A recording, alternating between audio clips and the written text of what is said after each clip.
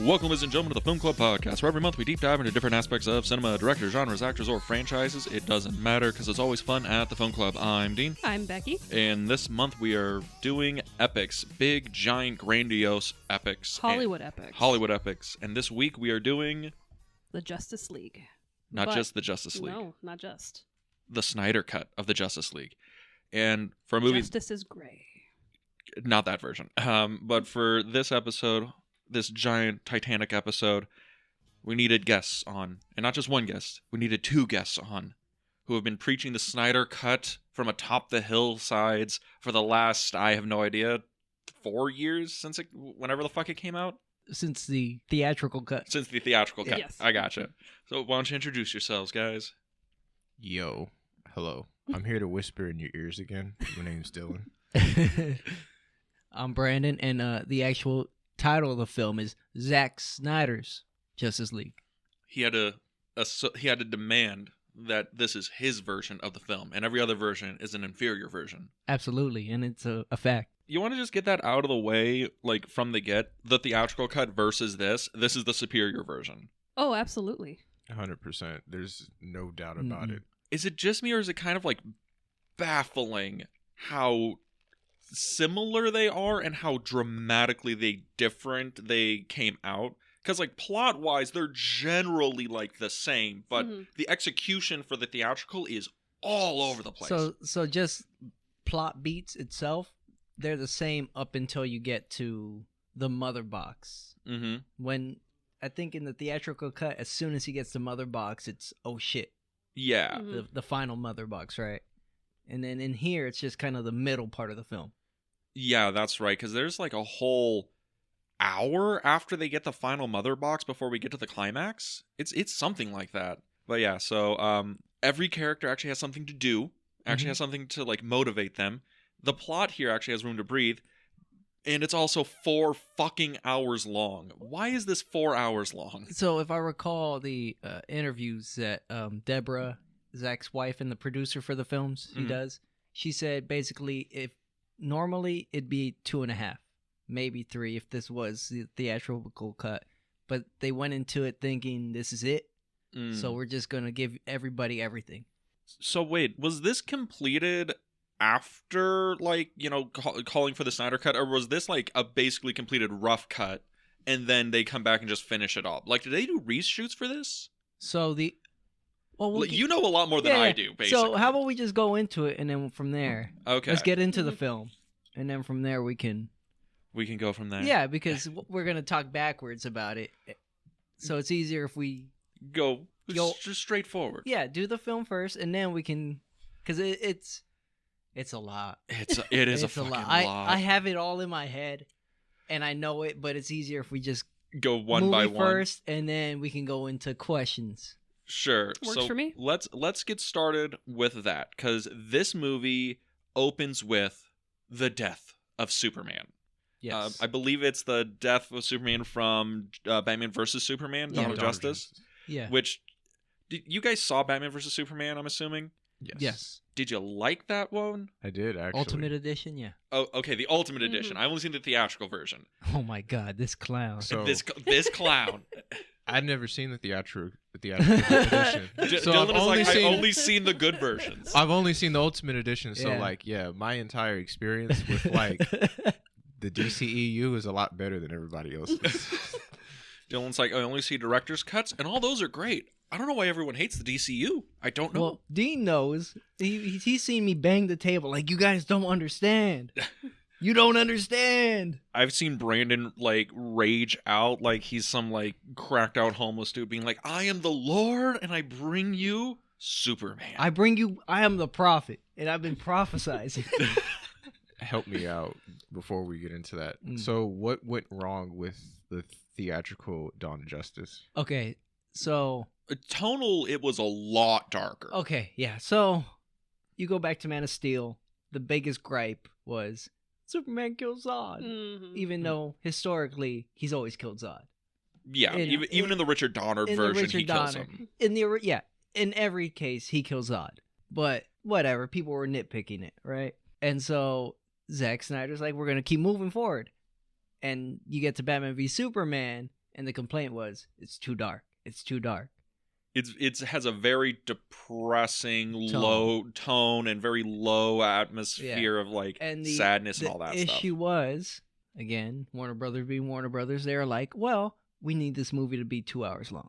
Can't be any more than 2 hours. 2 hours 15 at most. So that's how you get the theatrical cut, where you lose a lot of the plot lines. Like, what's Lex Luthor doing in the theatrical cut? I don't know. He just pops up, and all of a sudden, he's... Or the biggest moment of Lex Luthor being a bad guy is Mama's Peach Tea, where he just has a jar of piss on a senator's desk, and that's his big, like, bad guy introduction moment, I think. So, in the Ultimate Edition of Batman v Superman, right, you see Lex Luthor kind of plotting. Yeah, you see it. In the theatrical cut, you lose all of that. Mm-hmm. It's I could see how that's a big issue. Yeah, and it's important to how we get to the conflict at the end, right? It's important how the distrust is sown. Like, he plays on Bruce's xenophobia, essentially, throughout the film. You lose all that development. It's just, I'm a raging alien hater Batman in Batman v Superman. It goes from, you will bleed, to my best friend. Like, you don't see the development of that. Which is theatrical. Makes it so confusing when you go into the Justice League cut and Batman's like, he was the best of all of us. He showed us hope. He was my best friend. And I'm like, motherfucker, you tried to kill him until 10 minutes before credits rolled in the last movie. Yeah. So you bonded over the fact that your mothers had the same name coincidentally. That's the only thing you know about Clark Kent. And so, after they shot Batman v Superman, a month later, they went into Justice League, right? But during that month, there was this big backlash. And when Batman v Superman didn't make a Billy, Warner Brothers started panicking. And so that's how you get this weird tonal shift throughout Justice League. Which is fascinating because the tonal shift in the Snyder version of Justice League works. In the theatrical version, because Joss Whedon came in on it, right? Yeah. And you get a lot of the Joss Whedonisms, the jokes that are only funny if you're not really paying attention. Avengers 2, Joss Whedon. Yes, Avengers 2, Joss Whedon. It doesn't fit at all. It feels weird. It feels like it's like trying to repaint things and like make them fit. Like you have like puzzle pieces that don't work. Like you're trying to fit like a fucking circle into like a square. One of the biggest scenes that I know is like dramatically different is when Wonder Woman is telling Batman like the dark side of the war or whatever. In the theatrical cut, it's like a 12-minute long backstory. It looks like Lord of the fucking Rings. It's big and epic. In the theatrical Joss Whedon, they're just walking on the side of a lake and she gets it out in like 2 minutes. Then there's a joke at the end and then we're out of the scene.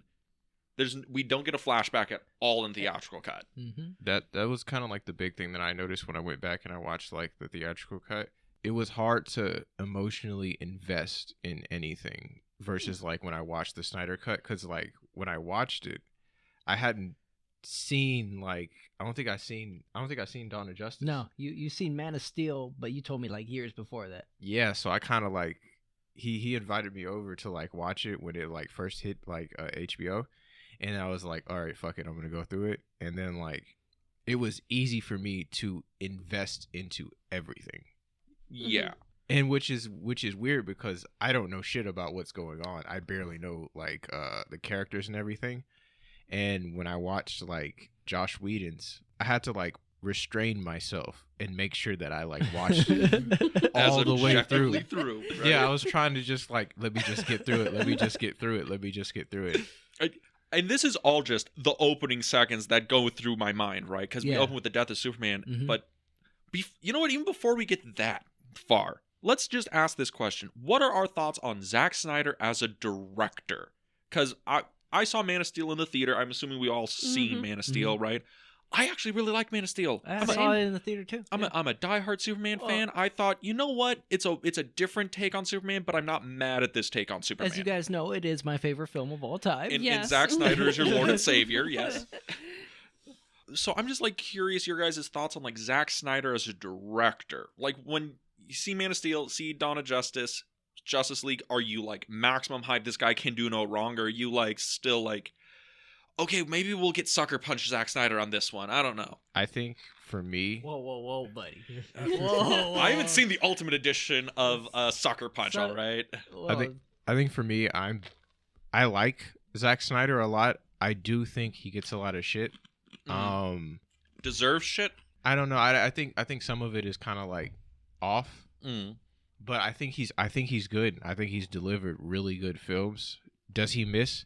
A lot of filmmakers do. So it's like he gave us 300, and the thing is, it's like the second 300 doesn't really work. He didn't direct that, did he? No, I don't know. no, he hadn't. Was he a producer on Executive producer, just because part of his contract. He Yes. made the last one, and I think his contract said he had to pick the team for the next one if he wasn't going to direct it. But think about it though. If he's all like style and no substance, that movie, like the second one, is like pretty much That the style. style, the style without the substance. And 300, everybody fucking loves. Yeah. So It's also like his adaptation of Watchmen. Like, I love Watchmen, and everyone's like, that's an unfilmable movie. And watching Snyder's take on it, I'm like, It's the most filmable way you could have shot it. it is the best case scenario for Yeah. doing that comic book adaptation. It's literally the best you could have done. Yeah. His Dawn of the Dead remake is actually like pretty solid. It is. Yeah. Which also Dyllan says has the greatest line in all of cinema history in it. kiss my smooth shaven black ass. Vin Rain. National treasure. Um, We should put him on our money. I would say for Zack to succeed, you got to pair him. If he wants to be involved with the story, fine, but he needs to be paired with someone that can write strong, Yeah. so he can focus on everything else. That his strength isn't in writing, as you see from his Netflix exclusive films. Oh yeah, Army of the Dead. I think. I actually liked Army of It's the Rebel Dead. Moon. That's Yeah. Oh, kinda- Rebel I didn't Moon like was- that yeah. one. Rebel Moon is kind of like too. It's the You can tell it's not a writer writing it. It's a creative that doesn't. It's write the well. thing that I've noticed because Zack. Okay, I think I argued with Dyllan before that. I'm like, I think Zack Snyder's like all style, no blah, blah, blah. I was that guy, and then I watched Justice League, and I'm like, no, he's like a really good filmmaker. He just can't consolidate his ideas worth a damn. Yeah, he needs a strong writer that can. Okay, what are we doing? When he's too involved with it, you get things, divisive as it is. Sucker Punch, Yeah. Rebel Moon, even that Guardians movie, Guardians of Gahoo, the Gahoo. owl movie. Yeah, he did an owl animated movie. Oh Lord. I didn't Okay. see it, but I know what you're talking about. Yeah. It's a decent movie, but when he's too involved with the story, like from his mind, it gets too. You jumbled. What about you, Becky, over there, sitting there quietly thinking about how much you hate Zack Snyder? Oh no, I love his movies, and I mean it's just the night and day from the theatrical cut to this movie where it's like, wow, this is a movie, and that other one is just. It's like what that is. It's like the made for TV version of this. It's the shark jump of Warner Brothers. You think that them taking it away from Zack Snyder, that's basically where they had the downfall. It started it. I mean, look at everything. It's kind of just. No, yeah. I mean, our heroes aren't the same people. We're Okay. getting a whole new, batch of people, and it's like their stories weren't done And yet. as a studio in general, like they've had bad. Like it's just it symbolizes Warner Brothers kind of. They're in this weird period where they can't figure out what they want to be. It's the flaw, at least for their DCU stuff, where it's like that's what's taking up all like so much of their money just making these Yeah. things. But it's also they were like, let's just chase the Avengers Yeah. strategy, and instead of doing what Marvel did, where it's like had a 10-year plan, they're like, look, we'll do like a 3-movie trilogy. We'll get Zack Snyder to head it. Yeah. Man of Steel, Batman v Superman, Justice League. We'll put in like a Wonder Woman movie somewhere, and then we'll just try and catch up real quick. That I think was a flaw of their strategy. They didn't have time to develop what they wanted to do. They went from being director driven to we got to become a studio machine. Mhm. Yeah. Just plug and play. Oh, we can grab any random ass director. We just tell them, hey, this is what you do. I think there is a way to kind of like do what they were doing, but I think trying to expedite it, I think that's the part where they like fucked up. Yeah. Because I do think you can fucking start with something as big as Justice League and then like work out. yes. Which honestly, if this was the first movie in your Justice League DCU timeline, this kind of works as a first movie of a franchise. Brandon made me wait to talk about this. Oh, because I messaged in the middle of the day and I was just kind of like, it can work. Like I saw the Charlie Day. He had the red string up on the wall, and he already had a paragraph. And I was like, Dyllan, wait till tomorrow. You're like, it's coming. Yeah, like because when there's a long paragraph, I know something else is coming because it'll be like another 5 minutes, and all of a sudden he has a chapter ready. Dyllan's writing his dissertation on like how the Zack Snyder Justice League could have launched the whole franchise if they just knew. Was.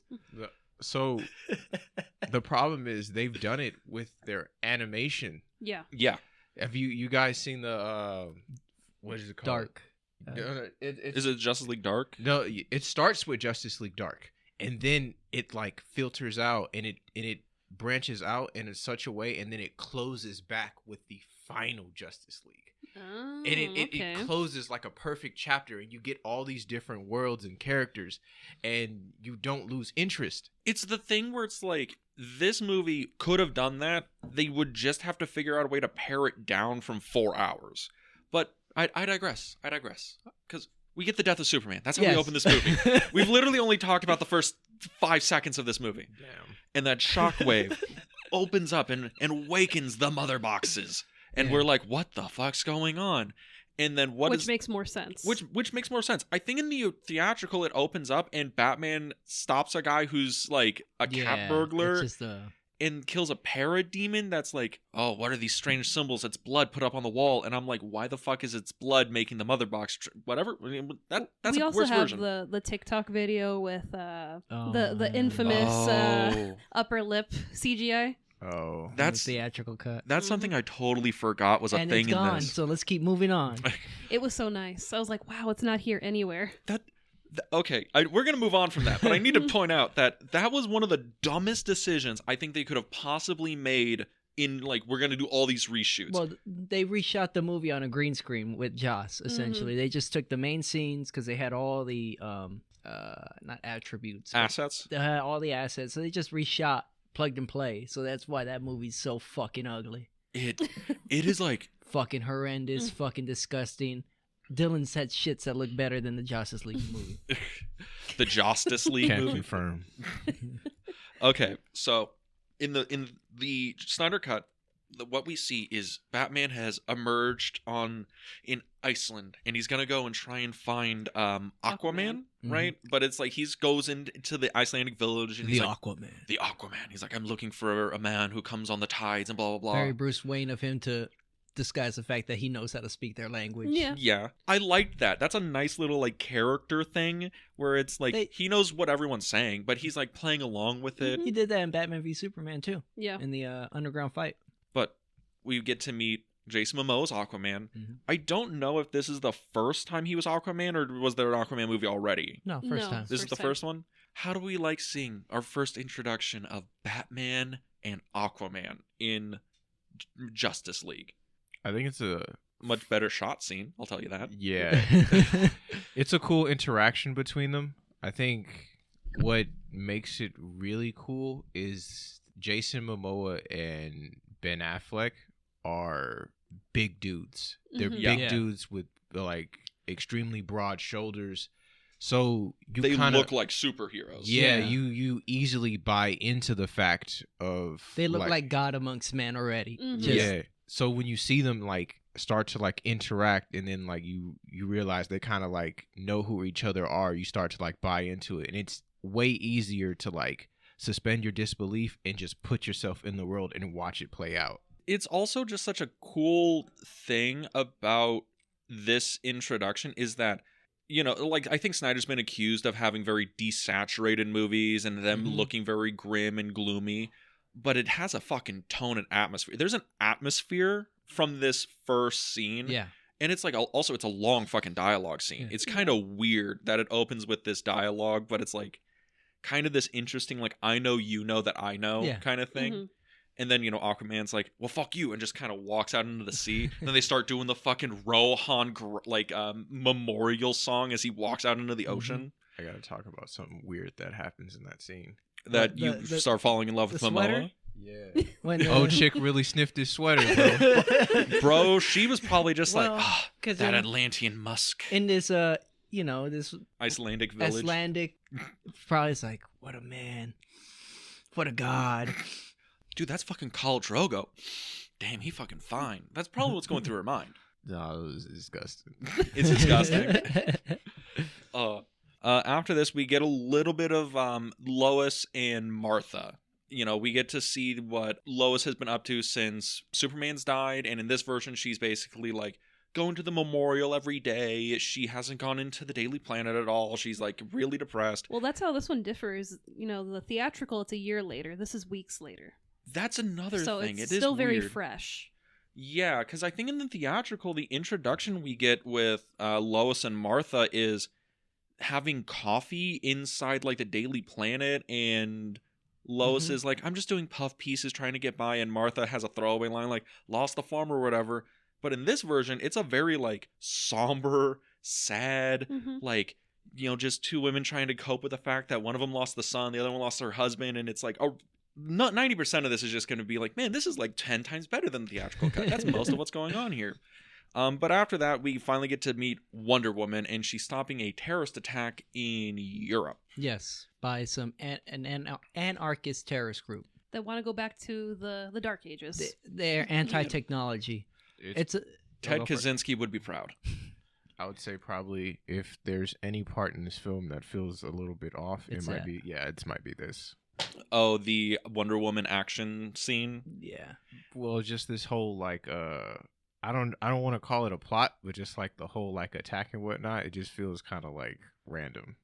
I feel like thinking about it as I've had time to think about this movie for years now. Of course. That might have been just a seed planting for whatever Wonder Woman 2 would have been. Well, because there is a group like that in the comics, and I'm blanking out on their name, which would have made sense. I'm also curious. So this isn't the first Gal Gadot Wonder Woman appearance. Like Wonder Woman was already out. Yeah. She appeared in Dawn of Justice. Oh well, she appeared in Dawn of Justice, but I'm thinking when's her like the first Wonder Woman movie? Was that before this? Yeah, it was in between. Okay, so because I'm thinking like the reintroduction of Wonder Woman, because I think that's why like the Aquaman scene, like when we get to see him have his big like hero moment where he just like is on the tugboat and just like flops the guy down, takes the whiskey and goes back out of the ocean, which Aquaman, like good job Zack Snyder, you made Aquaman a badass. Awesome, good for you. It took 80 years for you to finally get there, but with this it's a really good introduction to Wonder Woman, because we get to see that she's like as fast and powerful as Superman, but she's like magical, and she's like kind to the children. You gotta do that for when she runs for president later. And it's a good action set piece to introduce her as a character. I will say that it goes on a little long. And I think at the end where the guy's like reloading and she's like, oh, I'm just going to supernova you and blow out the entire side of this building, might be a little much. No, fuck all that. He deserved it. Because he was literally going to blow up everybody within 4 blocks. He was going to kill himself anyway. And he was like, oh, damn, the bomb didn't work. All right, I'm just going to shoot you guys. Yeah. He deserved it. And then she does the whole like pew, pew, pew, pew, pew, like flying across the floor, like she's doing like breakdance moves and stopping all the bullets, which cool. I like that. It's nice. But Gal Gadot, Wonder Woman. I think she's still Wonder Woman when they do the new one. No, has she been recast already? I don't think so. I don't think she's been recast. But no. I don't think they've found someone else. But I do believe they started looking. Okay, that we should probably also bring that up. So, Ben Affleck and Jason Momoa and Gal Gadot. Those are the actors so far we've seen in the Justice League. Do you guys like the Batfleck? Do you guys like the Momoa Aquaman? Do you guys like the Gal Gadot Wonder Woman so far? Do you think that these are like a good version of these characters that DC probably should have held on to and kept going with, or do you think good to cut their losses? In this universe, yeah, for sure. Like I think if they had, because look at the amount of time it took for them to, like after the Justice League was shot, to actually drop another film. Like in that time, they could if they had just gone with their gut instead of second guessing and trying to chase hits, like it would have worked. But Okay. now it's been too long. Everyone's more or less 8 to 10 years older. And there is a reshot scene at the very, very end where you can see Ben Affleck 8 to 10 years older for this. No, he'd be when Was he it shot 6 this years? about 3 years, 3 4 years. years, yeah. Okay. And this was right after he gets out of his alcoholism. Back when he stopped being, fun Affleck. Back when he was the press Dunkin' Donuts, Ben Affleck. Now he's a Dun King. He was a Dun King. Dun King. So we get the nice introduction of Wonder Woman, and I believe right after this, or parallel to this, we're back in Themyscira. The Mother Box is opened, releases a passageway to Apocalypse, and we finally get to see your boy, your man. Go for it, Dyllan. Steppenwolf. He's one bad motherfucker. So, Yes, sir. Steppenwolf appears, and first thing that we should point out, he looks completely different than the theatrical cut. He looks a lot better in this movie. Yes, he's a full CGI character, but he actually looks like he has weight and looks like he moves well. He even sounds better. My boy looks like a world destroyer. He looks like A conqueror of people and worlds. He looks scary. He looks frightening. I look at him and I go, "Holy shit, that's coming at me." And also how that armor fucking looks, and it looks weird and alien, and it breathes with him, and that's It's shiny. It's also very shiny. Fuck it. Steppenwolf is the character I think gets shafted the most from one version to the other. No, wait. Okay, Cyborg, but second worst. Yeah. We'll get to that one. Yeah. I feel so bad for Cyborg, my man. But Steppenwolf, he gets shafted bad in the theatrical cut. Oh yeah. What about Steppenwolf do you fucking rock with in this version? First of all, he just feels powerful. That's the initial thing. When I saw it, seeing it the Zack Snyder cut the first time, I was like, okay, there's a whole difference here. It's not just in design. It's the way he talks, the way his character is. You can feel like he is a veteran of conquering worlds, but he's driven to get forgiveness. He's fucking motivated. It's not just like evil to be evil. Yeah. Which is a theatrical cut version. Yeah. It's I need this. He's desperate. You feel the desperation in his moves. I think what also is badass is when we get to see Steppenwolf, and after he's beaten the Amazonians, beaten the Atlanteans, beaten all these people, and then when Darkseid gets his video phones in, and he's like, oh my man, he gets on his knees, drops the armor, just that's my Dylan's liege. favorite face. We talk about it all the time, and I always bring it up. And we're low key cracking jokes. He was saying the line earlier, but when he talks to Desaad the second time, and Desaad, wait, no. Yeah, it's the second time. The first time Desaad tells him you got to conquer 50,000 more worlds first.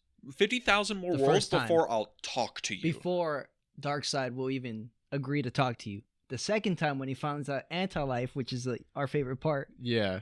So when he finally does get a chance to talk to Darkseid, and Darkseid at the end of it tells him that he's gonna come to Earth, there's this look in his eyes. He looks like somebody just delivered him the best news. He looks like a child. Yeah. This world destroyer looks like a child, and he's like, it's oh only a God, video phone too. Yeah. He's not even looking at him face. His face is just like, you're gonna come here? That's something that's so good in this, is the fact that Steppenwolf's how they CGI'd and animated his eyes. There's expression there. Yeah. There's life. It's life. It works. I've always had this issue when they do CGI characters or CGI this or whatever, where it's I think in the Marvel movies, there's one or two characters where their eyes are just glowing blank things, and it's well, I can't connect to you because your eyes, that's where you display emotion for an actor, right? And it's with this one, I'm oh no, I can feel something here. It feels like there's a person behind it, even though I know it's a fucking stick figure with a computer around it. This guy in this version, so much better, and so much more intimidating. They set him up as a fucking wrecker. The way he just wrecks them pretty much by himself. I love how his introduction is a 12-minute long fight scene with the Amazonians, and he is bodying people. Yeah, this them. race of warrior women that all they train is to kill. Mm-hmm. They're the Spartan equivalent, but women. Yeah, and he's just fucking smack, bah, bah, catch a body here, cut a body while I blink. One thing that I just really enjoyed was like, it reminded me of like Infinity War, when Thanos just went planet to planet just collecting, and like once he got what he needed, he left. Like there was no need to like really kill anybody else. It was solely about the mission, and Steppenwolf was focused on the mission. He had an objective and went boom, boom, boom, bounce. He's like, I ain't here for nothing. I ain't here for bitches. I ain't here for money. I'm here for Darkseid. Yeah. That's what I'm here for. Which, great villain motivation. It's more interesting than why are you conquering? Because I must. Yeah. His motivation is, I want forgiveness. I want to go back home. Mm-hmm. And it's perfect. It's good. It's Yeah. good. And then I think right after this is when they launch the beacon, right? Mhm. The Amazonians launched the beacon to like, oh my God, it's been released. Please help. And I think this is our introduction to Cyborg is like right after this. Right? Because I think there's a scene right after this where, Cyborg's chilling in the apartment. We get the reveal of him. And he is, in fact, the character that gets shafted the most between cuts. He is the heart of the movie. In the Snyder Cut, absolutely. Who is this actor? Ray Fisher. Ray Fisher. And this is his only Cyborg appearance in the entire DCU? Because Warner Brothers fucking shafted the character and shafted him. Mm-hmm. Because, what is it? In the theatrical version, I think he has one booyah, one conversation with Miles Dyson, his father from Terminator 2, and then it's the ending fight scene. I think he has like 3 character scenes in the entire theatrical cut. He also talks to Wonder Woman too. He talks to Wonder Woman too, right? That's the theatrical cut. He has like 3 or 4 scenes in the entire theatrical cut that he has something to say. In this one, like an hour of the movie is dedicated to his like internal struggles, dedicated to his problems with his father, dedicated to like, am I a man or am I a machine? Do I even have a soul? Like, what am I? Like, there's motivation here. I feel like there's a theme of like grief and hope that goes across like the entire film, and Cyborg definitely like is a character that's like trying to find hope in like what he can be, or like just like in his own identity, because he's definitely struggling with that when we first like meet him, and then as it goes on he starts to accept it and he finds his own hope. Like he's grieving the loss of his humanity, essentially. The loss of his mother, the loss of himself basically, and the fact that he doesn't think his dad loves him, which is like, that's a fucked up like trio of things to work with when you're Frankenstein's monster, right? Yeah. That's also an interesting thing. He kind of feels like the Karloff version of Frankenstein, where he's like, you created me, but for what purpose? And he feels like his dad created me twice. You created me twice. And he's like, Dad, did you just create me because you just didn't want to let go? Like, was this all your thing, or was this like for my benefit? Yeah. Right? And that's not in the theatrical cut at all. No. Not even a little. No.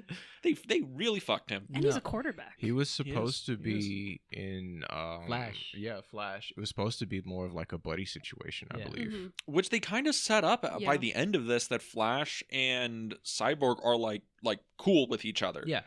Flash is like goofy and like, jokey or whatever, and Cyborg's more down and, serious and blah. I was a little annoyed we didn't get a single booyah in this. I was a little mad. We don't need that. We didn't. We need that. No, we didn't. I grew up watching Teen Titans, and I needed one booyah. I just wanted it. That's all I wanted. We got a sweet Gotham City football game. We did.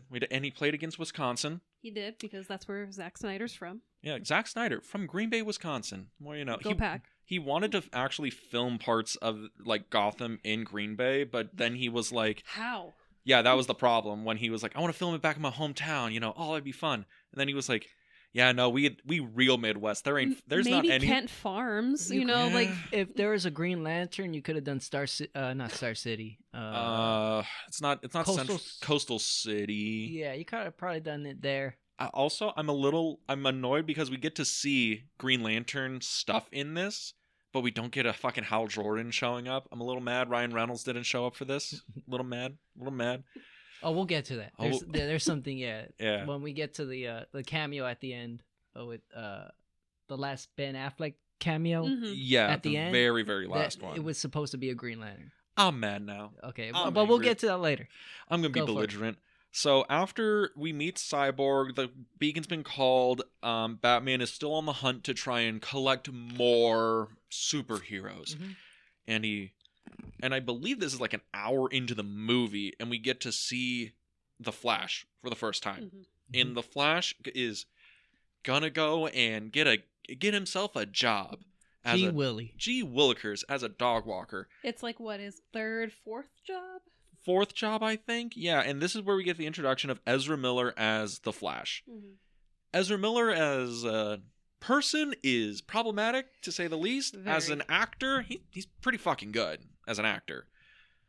But I don't know if you guys have seen Flashpoint yet, or the Flash Paradox? What was the newest Flash movie? The Was it Flash. just The Flash. Oh, just The Flash? Yeah. They just remade Flashpoint.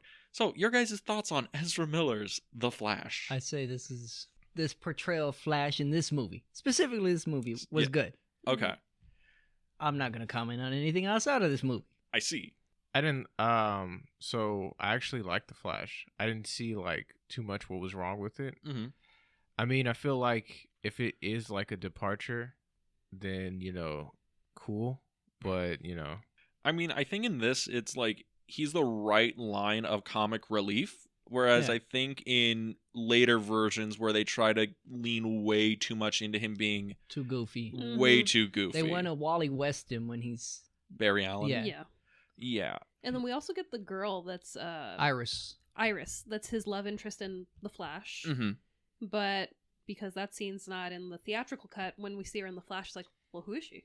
Yeah. My favorite part about this is the way they portray the Speed Force and how he moves. Mm-hmm. Mm-hmm. I think that's my favorite part of everything that involves the Flash in this movie is the way Zack portrays the Speed Force, especially towards the end. I think Zack Snyder loves that because it gets to have him do all the slow-mo he wants.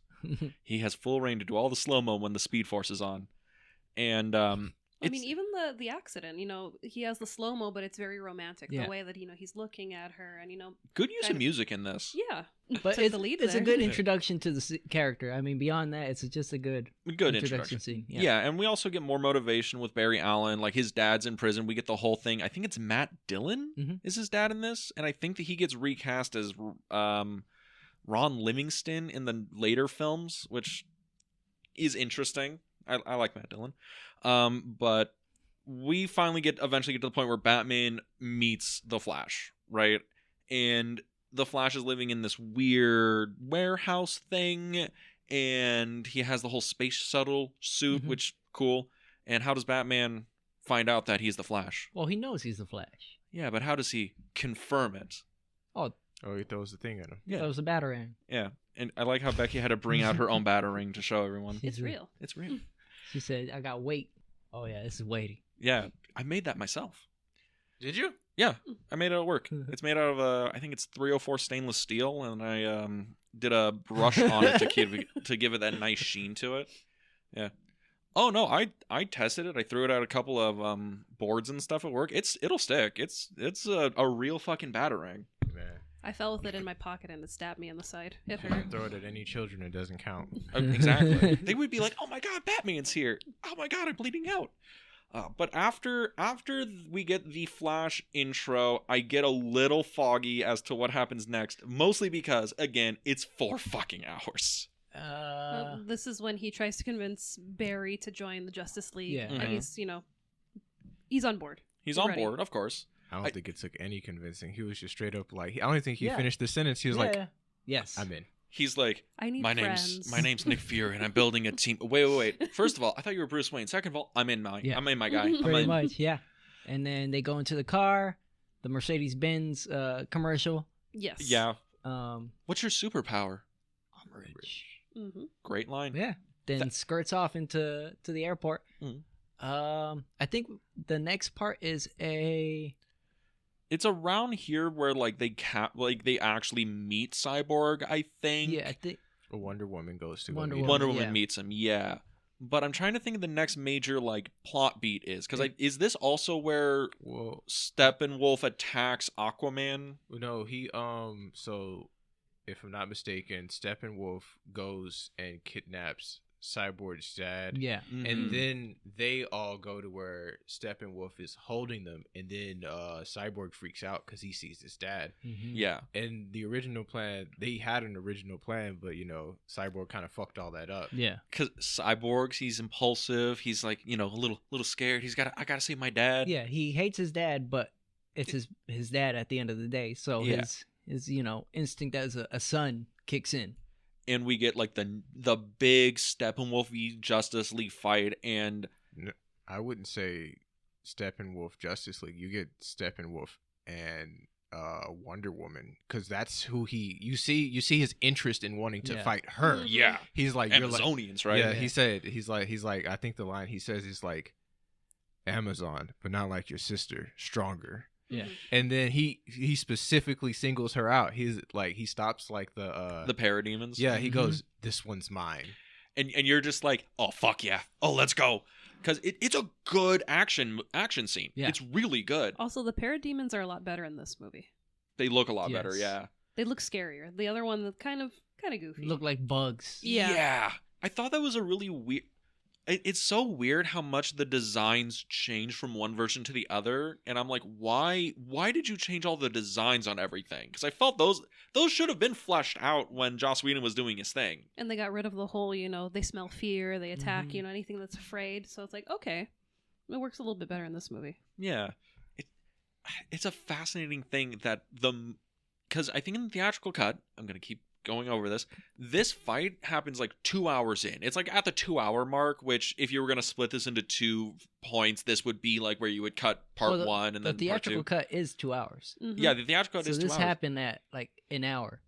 which is like so condensed down, and I think the fight's even shorter in theatrical cut.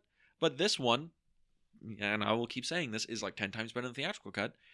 Is like way more interesting, way more fun. We get to see everyone do their thing. Cyborg's trying to lead everyone else out, and then Barry's like, "Come on, everybody, let's keep hurrying up," and he's just zipping up and down. And I'm like, can't you just like get this done in like 5 seconds? Just grab one person and go all the way out, or okay, Barry, cool, whatever. You do you, May Guy, you do you. And I think around the end of this is where Aquaman emerges from Yeah. like the water in Gotham Harbor and saves Yeah, so- everybody. They get them out, right? Mhm. Vic tells Flash, go back down. Yeah. That's when we get the scene of him doing the Oh, the where he Michelangelo taps- painting. Mhm. where he taps Wonder Woman's sword so she can get It's a the hold of it. Michelangelo painting at the Sistine Chapel where man Mhm. meets with God. I like how Brandon's like, that right there is akin to the Sistine Chapel. No, but I know it's a visual reference. That's what Zack Snyder does. Like he Yeah. just take and whatnot, and then that's when we get the first time they talk, Vic and his dad, Vic and Silas talk for the first time since that initial introduction where he crushes the tape Yeah. before getting to hear his dad's actual words to him. That's what we missed Yeah. when Another very major cyborg like Yeah. emotion building scene. It also establishes that he's basically the most dangerous weapon in person on Yeah. the planet. which is an important part. Cyborg's introduction scene, basically, Silas comes in, tries to talk to him, leaves him the tape recorder. We get his whole backstory through his dad in a scientific term. Mhm. And then when his dad's like, okay, enough of that, let me tell you from as your dad, Cyborg crushes it. So he Mhm. never, there's this like lingering thread throughout, like what did his dad want to say? Yeah. And they have moments to talk, but because Vic never heard that, he doesn't really initiate the conversation. And it's a thing where it's like that's a big emotional like loose thread that we're kind of waiting to be tied up for Cyborg, because Mhm. like I think like as like movie audiences we know that okay, when he gets to hear the rest of that tape, that's when his emotional circle is going to be Yeah. filled. Mhm. And we also find out that Cyborg can hack any computer, he can talk to any machine, he is an omnipotent techno god Yeah. walking among men. And also we also get another nice scene where he moves like $100 grand Yeah. into some woman's Yeah. bank account, and I'm like, Cyborg, hook a brother up, my guy, please, man. But yeah, so Cyborg abusing his powers in the financial market, as you do. I think what's important is to like not overlook is that they show him kind of like doing things for people to show what type of person he is before he even gets the powers. Yeah. He like is in the his mom is in the prince for hacking the system. Yeah, Mhm. to improve other people's grades so they don't get kicked out of school. Yeah. So And his mom even has the thing of like, that girl lost her parents and is having trouble like making ends meet and has to work 2 jobs. What have you been doing to help her? Says that to like the dean of admissions. And then even the dean of admissions like, man, lady, come on. Like, I just work here. Yeah. Come on.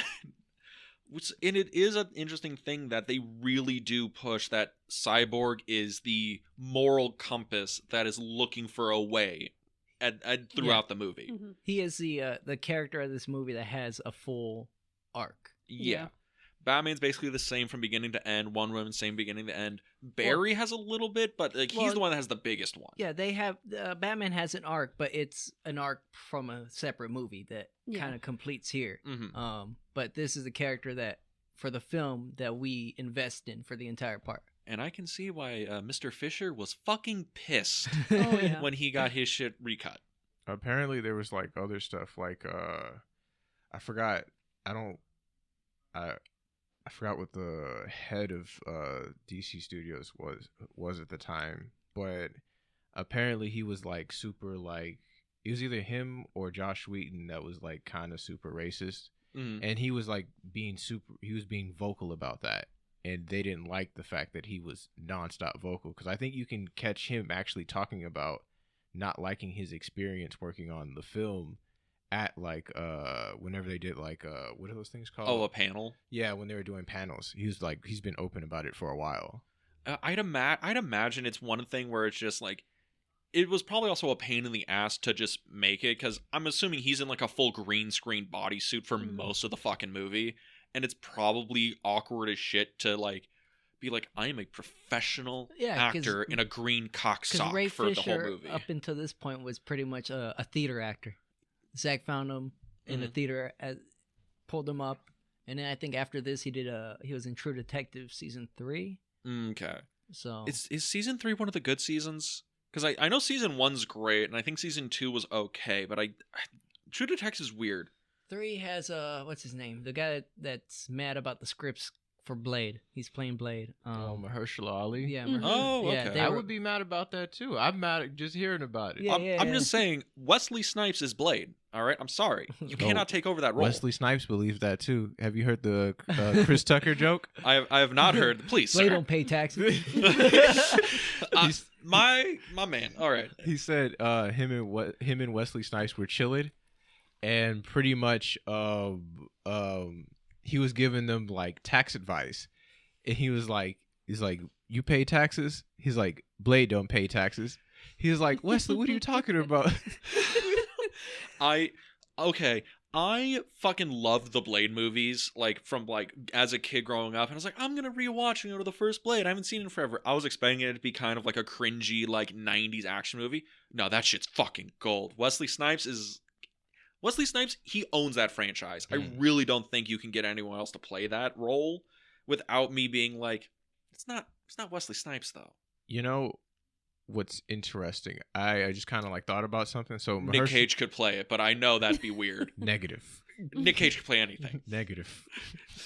Mahershala Ali, what Brandon brought up, Mahershala Ali kind of like complaining about like the script.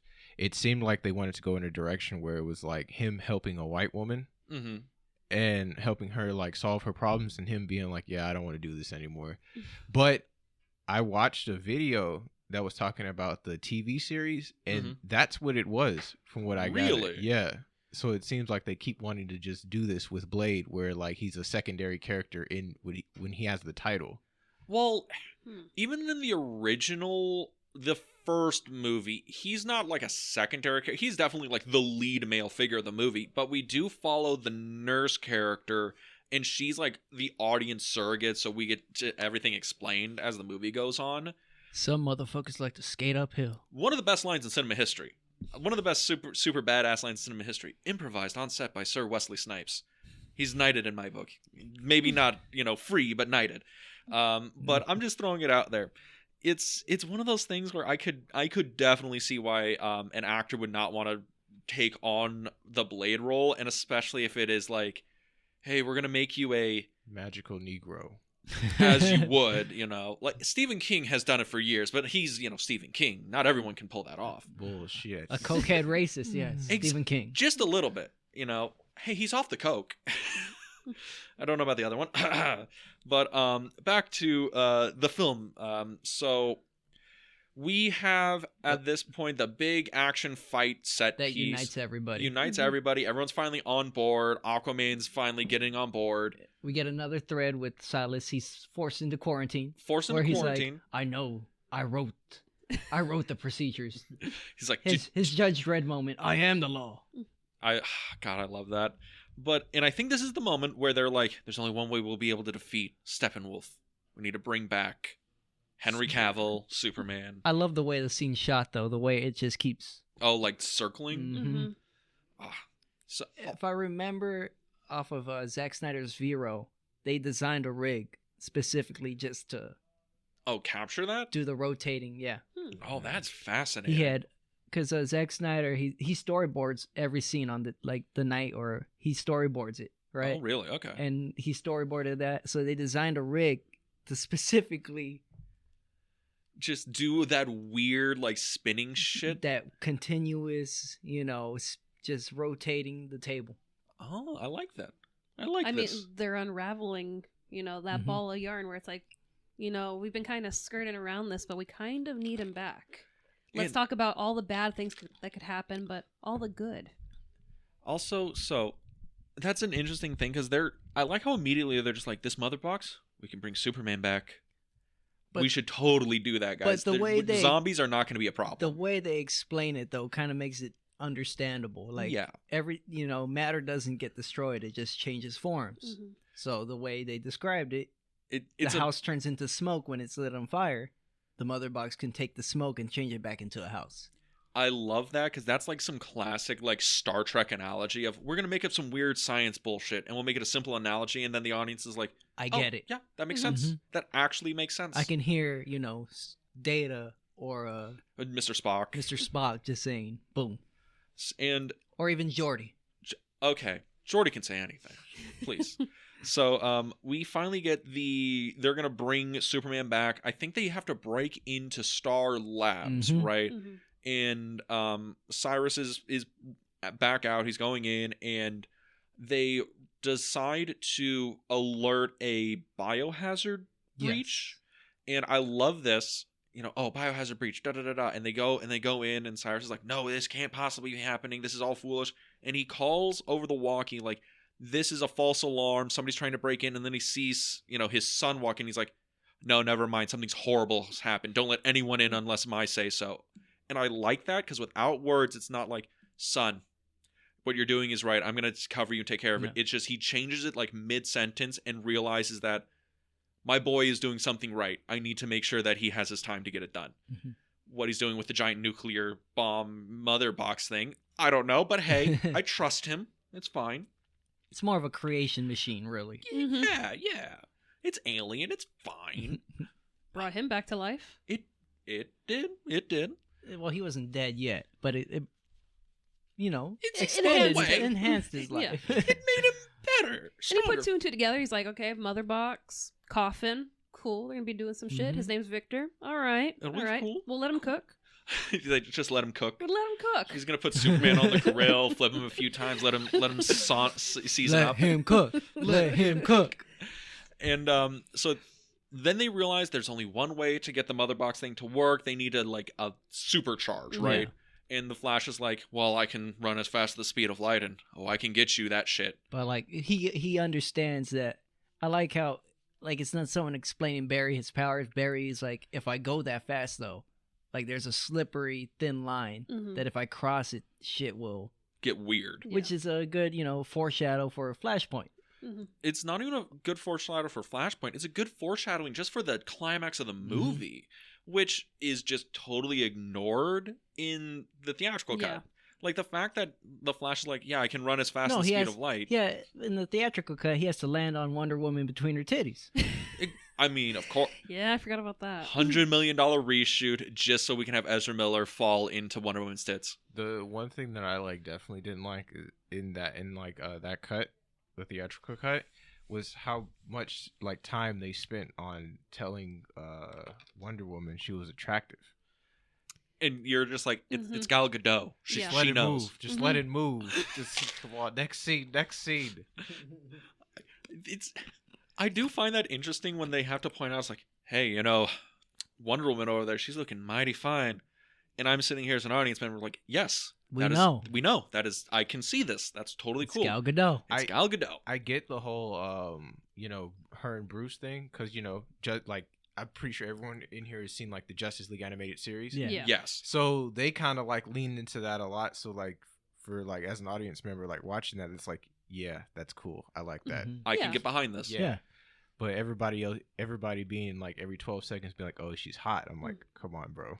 In like the Snyder cut, there's like obviously the Flash is like kind of like, oh, she's like, hello, I'm Diana. You must be Barry. And he's like, I'm Diana. You're Barry. And he's like, wait a minute, that's not right. Yeah. Like it's one like flustered because she's very beautiful, and the only other time is when they're literally digging Do you up think- Superman's grave, Mhm. You and think he's she's like, into younger guys?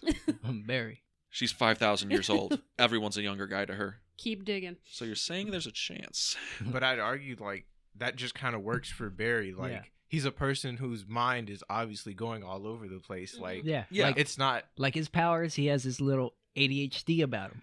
Which I think works in this because it feels more like he's a little bit of a scatterbrain, and his brain's going 1,000 miles an hour, and he's just kind of going from thought to thought. In the theatrical cut, it just seems like he's like, I don't know, just kind of vomiting Mhm. bad jokes. It's For Joss most of it. Whedon. Mhm. He's Joss Whedon's insert character. Yeah, or he's inserting all the Joss Whedon humor in this when Batman doesn't want to do his one-liners. Yeah. When Ben Affleck's like, I have a fucking Oscar, sir. I'm not saying this. But Well, he was drunk on set. he was- Listen, Ben Ben was drunk during those reshoots. You saw how he that- got a little bigger. that alcohol bloat It is. in the reshoots. You see Ben don't look Ben look bloat. He bloat Affleck in the No bat fleck, bloat fleck. bloat fuck. Yeah. Bloat man. Jesus Christ.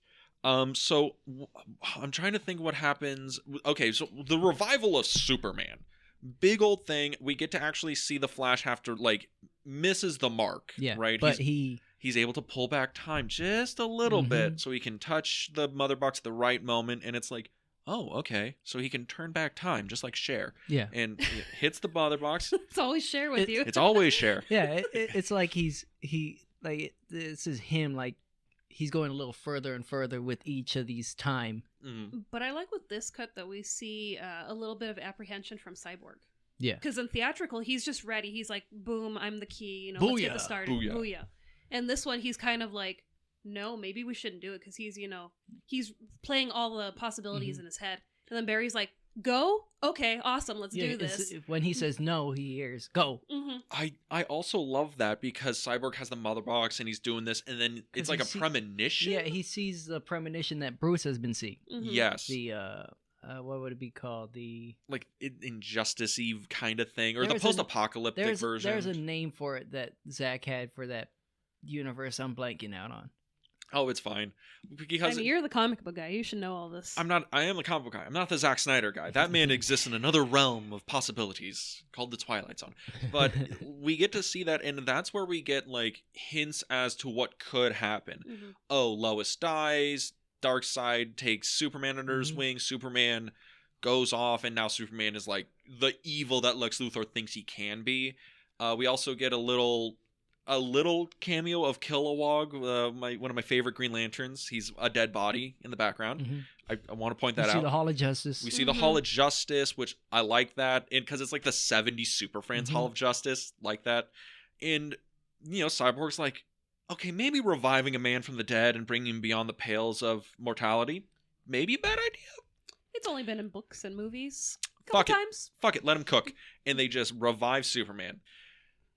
And I believe we could surmise Superman is a little Spicy. spiced, a little miffed at being brought back from the I mean, edge of death. If my op brought me back to life after he got me killed, I'd be a little miffed. A little A little miffed, a little befuddled. But isn't he like all fogged up too? Yeah, Like, Yeah. He's back into his, well, I guess as primal as a Kryptonian would be. Yeah, it's weird because And remembering you had just gotten me killed. So it's like, he He has- doesn't know it's been weeks. he has vague memory of Mhm. certain things. Like when he sees Batman, he's like, "Oh, it's on, motherfucker." But like, it's really weird. The way he because just runs through the rest of the league to get to Batman. it's so good.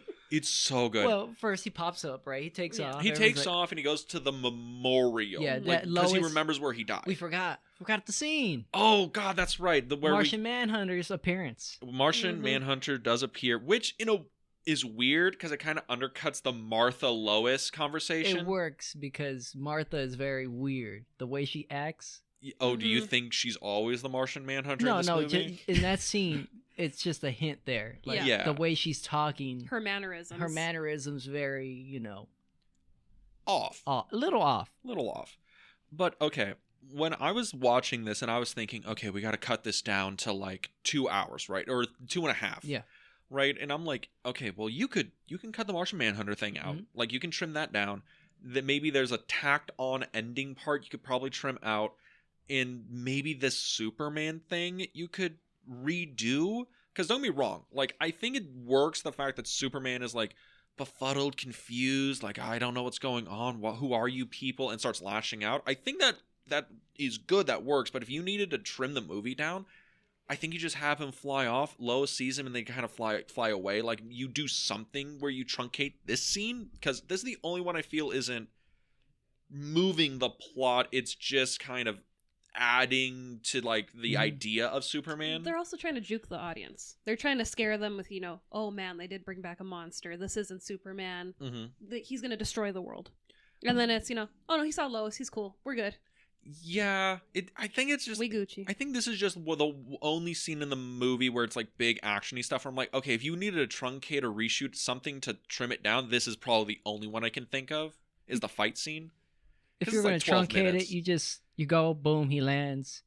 You probably cut one of the Diana trying to reach out to him. Yeah. You probably cut the initial one and then have the first when she says Kal-El Mhm. with the lasso. Mhm. Then you probably cut out a couple of you can shorten up when he's walking to Batman.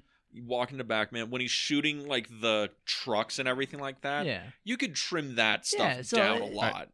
I'd argue you can cut our intro to Barry Allen and just go straight to him. In the warehouse. No, Him with and his dad. Yeah. Mhm. I would just go Actually- straight to that. Mhm. That would probably work better because the intro for Barry in there is more set up for Iris and his kind of like love-struck nature of him. And Iris never returns. Yeah, that's a setup for the Flash movie. That's not a Yeah. setup for this Af- movie. And then they recasted everyone but Barry for the Flash. Yeah, movie. Yep. which is why I didn't recognize Iris in this movie. When you said that, oh yeah, that's Iris. I'm like, what? Oh shit, yeah, I guess that is right because Mhm. she's the different actress in the next movie. No, it's the same actress. Is it the same actress? Yeah. Is it just because that movie was in She'd be- development of hell for so long? She'd be looking different, man. She looked way different than she did when she was in Dope. Oh Yeah. yeah. She'd be looking different. She's method, different in every movie. She getting that little Beyonce, get a little wider with each ear like Beyonce does. Wait, Shout out to her. She takes all different types of roles. She takes chances. who? Beyonce? No, I'm over here like, what are you talking about? Beyonce's been the same for the last 30 years. negative. She looked way different. Yeah, right she be- now. She do look different. She be getting She's doing her country album. My mom was saying, well, "Why does she look so white now?" I'm like, "I don't know. That little Mike will be getting into people." Bright You're just thigh gap. you're just like, what do you mean? And you pull out the Destiny's Child CD, and you're just like, who? Which one's Beyonce? Nah, we love that version too. Dylan's the like, one- I'm it's the- behind Destiny's it's the Child. pure- The Purest recent form? one. It's the recent one that's kind of like what's going on here. Mhm. It's concerning. So we get the Superman fight. Yeah. I love this because we get to just see what an unfiltered Superman, with no restrictions. It reminds me of, I think it's the Justice League cartoon where he's fighting Darkseid. Yeah, and the big final one, and he's like, I finally get a cut loose. it's like living in a world of cardboard, and for the first time in my whole life, I get to see what I can really do. And he just whoops the shit out of Darkseid. I'm getting goosebumps thinking about that. I remember being 10 years old watching that shit. I can finally cut loose. And I love it because, like, Aquaman, not a problem. Cyborg, not a problem. Wonder Woman, not a problem. The Flash going in max speed, not a problem. Not a problem. I love it where Superman kind of turns to like, what the fuck? And he starts like going at Barry, and we've seen Barry is like can go as fast as the speed of light. He was just throwing him off as he was rotating. He say, "Yeah." It's so fucking. It looks so fucking cool. Zack Snyder's like, I get to film a whole fight scene in slow mo, and it's plot driven. This is the greatest thing I could do in my entire career, and it looks pretty fucking cool. And then like Batman shows up, and because Batman can't fly and he's not super fast, it must be so annoying for Batman in this movie where he's like, "You guys go ahead, I'll hop in the G-Wagon, I'll be in there in 15. It's good." I don't think Batman like cares necessarily. I think he just gets there how he gets there, and like that, it is what it is. Because he never, I don't know, in any like form, especially like in like the animated shows, he kind of just seems like, yeah, I'll get there when I get there. Yeah, like he knows his place in this. He's more of the general rather than the soldiers, the muscle. Yeah. It's also a thing where Batman's like, party doesn't start until Batman shows up. Whenever I get there, that's when we get to do the real work.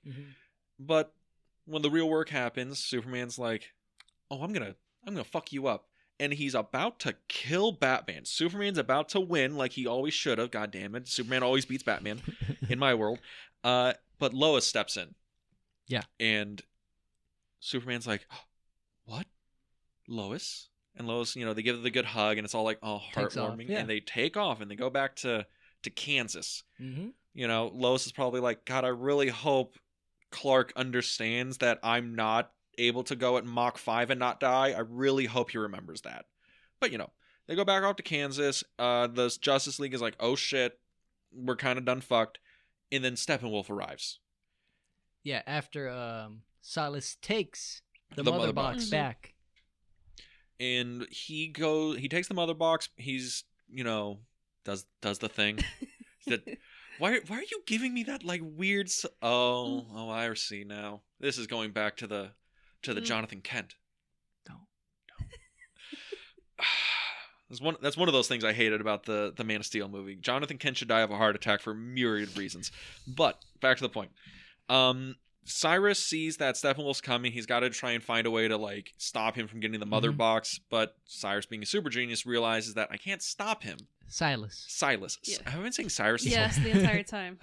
Miles Dyson, because he's the same guy from Terminator 2. More you know. So he goes and puts he's like, I can't destroy it, I can't stop him, but I can mark it. Yeah. And he Cyborg shows up. Dr. Manhattan's himself, essentially. Yeah, and Cyborg shows up just in time to see his father kill himself in front of him. Sacrifice himself. Cyborg's having a rough day. Rough week. Just having a rough time, right?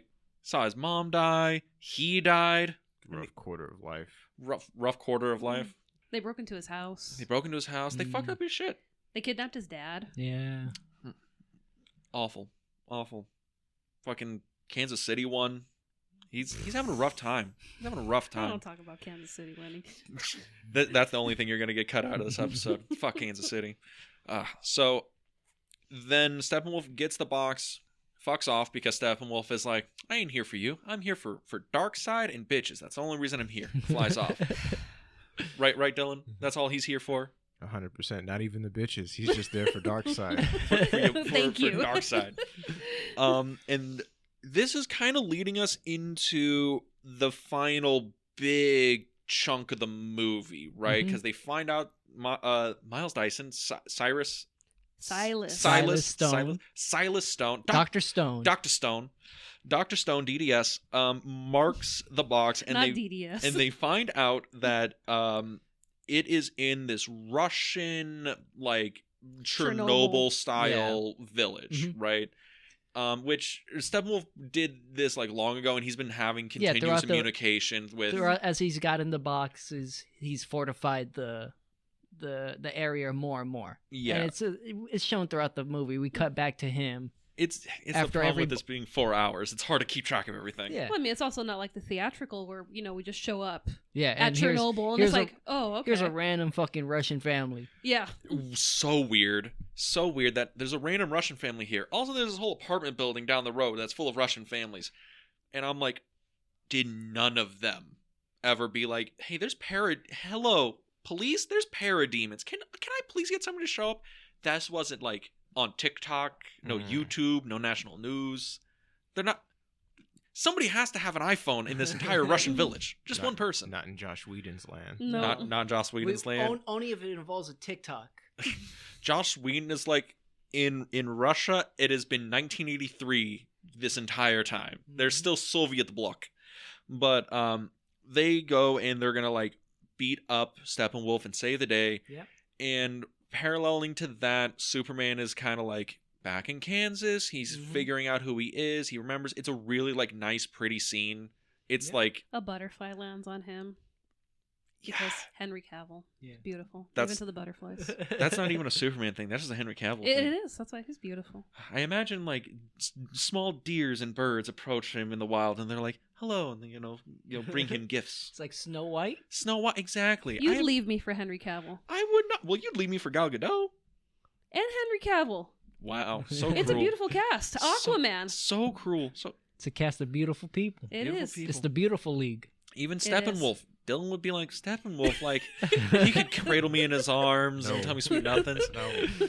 Why would I? Dylan, why, you could be his dark side. There's just no. You wish you had somebody There's that just- dedicated to you, like Steppenwolf's dedicated to dark side. The That problem- cuddles. The problem is like, even if I did like want to be held by Steppenwolf like that, that man wants Darkseid to be his daddy, and he makes it well known. Very well known. Yeah. It's a beautiful relationship. It's beautiful dedication to the craft. So they're gonna go and they have like this plan. They have this plan. They're gonna go in, and I think the major thing is Batman's gonna break the barrier down so they Yeah. can all get in. Wonder Woman and Aquaman are gonna try and tag team Steppenwolf to keep him busy. Mhm. Cyborg's going to attach to the Unity in the mother To boxes prevent it from from Connecting. completing. unifying. Yeah, unifying, because that's going to like blow up and anti-life equation. Yeah. Darkseid's going to show up, and that's going to be big bad times. Mhm. And The Flash is the charge. and the Flash of the charge. The Flash is going to go the speed of light Yeah. and hit Cyborg at just the right time to Mhm. basically Tar- jumpstart bypass it. Yeah. And then we get a 30-minute action CGI blockbuster epic moment. And And then- every bit of it is beautiful. Every bit of You're forgetting that we get, Superman picking out his costume. Oh yeah. oh I love Oh. I love the way. I love how it mimics First Flight, yes, and it ends with Jonathan. Well, he walks into the spaceship, yeah. right? And you get to see little glimpses and cameos of suits. You see his potential Kryptonian suit, his space suit from the animated series. So Mhm. fucking good. Then you see his regular Superman suit, The red and blue. the red and blue, and then this. He It's puts off on camera. Off camera. He puts on the suit, and you don't even get to see it yet because he's in shadow, and you just hear Jor-El's voice And Jonathan Kent's Mhm. voice. and Jonathan Kent's voice, just back and forth as it's like building up. Because both of them are telling him the exact same thing. You can different do so ways. much great things. Yeah, Mhm. in You will different save ways, them. right? And then it ends with it completes that arc of Clark always thinking his dad wanted him hide, and then Mhm. it completes with it's time, son, fly, hmm and then boom. Anybody else getting goosebumps? Ooh, Yes. This is That good scene, shit. that scene was so like, especially the way it was mimicking with the gravel, gravel coming up. and then it's so good. That is one of those things where it's like, fucking Zack Snyder. He can do good Superman shit. He can do real good Superman And shit. then you have Superman outside of the atmosphere, and he just, puts Yeah. his And he does arms the up. fucking I was like Jesus pose. Dylan's Dylan's like, "No." okay, like that's a little on the nose, a little. well, he does that in Man of Steel Steel. too. Yeah. When he has to go save Lois Lane in the escape pod. Yeah, I think it's a thing that Snyder does love doing his Superman Jesus allegories. Yeah. And there's a few where it's a little too on the nose. Just a hair, you know? But it just shows that he's back. He is We're back. seeing the mannerisms of Superman has Clark been Kent. resurrected. The resurrection, yes, of the sun. Resurrection of the sun. I wonder how many days it's been. I'm Oh, curious. Was there stations of this, maybe? I don't know. It's been a minute. Are you now thinking, you're just like, wait, has it actually been 3 days? Is he literally doing the whole Jesus In my head, run? I was trying to calculate it. No, it hasn't. It has to have been like 2 weeks or something. I don't know. I don't know. Superman looking pretty fresh when they take him out of that casket. It might have only been a few days. No, it's been weeks because because of the foreclosure. Yeah, it has to have been a thing where it's only been like it hasn't been that long. Yeah. And then we get that. Oh, go ahead. I was gonna say we also get that scene with Lois when she wakes up and there's the pregnancy test in her bedside drawer. Yeah. So it's like, you have that kind of tie into, okay, it's been a few weeks. Is there a child? What is this gonna set off? And they never really like say anything, but it's very implied that we're gonna get like An injustice, sort of. a thing going on. They keep, yeah. No, they keep up with, Lois is the key. Lois is the key. Don't let Lois die, guys. Like you really need to not do that. All right, can you do that for me, Bats? Cool. But yeah, so we get the big action stuff, and when we finally get the reveal of Superman, it's the black and gray or the black and silver. Mm-hmm. I also love how Steppenwolf is about to just chop through Cyborg, and Superman just comes in. Wait, man. Yeah, you there's a whole thing you gotta go through here. Wait, man. You just gonna skip over one of the coldest scenes in this bitch? Go for it. Please, Dyllan, you cook. I Let bow him out. cook. Dyllan, go. Let him cook. One of the coldest scenes that I've actually sent to Brandon over and over again is like the Flash zooming around this bitch over and over again trying to get the charge, and then he gets shot. So he's struggling to like heal so he can like run again, and it looks like he's like getting like Cyborg is like running out of time, and then right when it looks like all hope is gone, the fucking mother boxes unify. Yeah. And the look in everybody's face, everybody has pure terror on their face. Everybody, Batman's face is fuck. Wonder Woman's face. Fuck. Aquaman's face. Fuck. Cyborg's face. It is legit fucking beautiful watching the string of terror that goes around from. You feel it. It's Yeah. palpable. Oh yeah. It's such a good like all hope is lost. It's over. You had this whole scene of them whooping this man's ass, right? And then fucking you see Darkseid with Granny Goodness in the sod into a portal. And you get to see Darkseid in all his badass the only time we've seen Darkseid up to this point is in the fucking weird video call thing and the flashback, but it's like barbarian Darkseid. Young Darkseid before the Omega Sanction. Yeah. All you hear, fucking Ray Fisher's scream, his Barry, like it had so much fucking vulnerability in it. Beautiful. And not even in the theatrical cut. Fuck that shit. We don't need that. No. And then whole world starts going into It blows up. it begins its conquering, it's changing. Is that? I think Superman isn't shows up it before Terraform? that. No, because oh, you're right. He saves it, and then Superman shows up at the end. Because he has to flash Before it gets to him. Yeah, Superman does show up while he's doing the spin. Well, yeah, and he's beating the crap out of you just want to get to like your nut moment. All right, we're still working you up, man. Calm down. I came too early. Yeah. Superman shows up, and we see him like do we finally get to see his his freeze breath, right? Yeah. Break it and just fucking relentlessly beats the shit out of just body Steppenwolf. Just boom, laser beam, boom, laser beam. It is one of those things where I imagine like Batman comes in and he's like, oh, Superman's whooping his ass, man, dude, like you chopped off his horn, like, bro, it's over, man, like that's. You're hurting that man. Batman's like, I'm just gonna hang out up here. He's still pissed off about Dawn of Justice. I'm gonna hang out over here. Wonder Woman's like, you could ease up, Superman. He's out. He's over, man. Like, why are you doing this? But yeah, Superman just whoops the shit out of Steppenwolf, and it shows that like okay, yeah, you need Superman for this kind of fight. And it's kind of wild, like how powerful Steppenwolf is, and then you get to see the Superman power, like the power rankings here.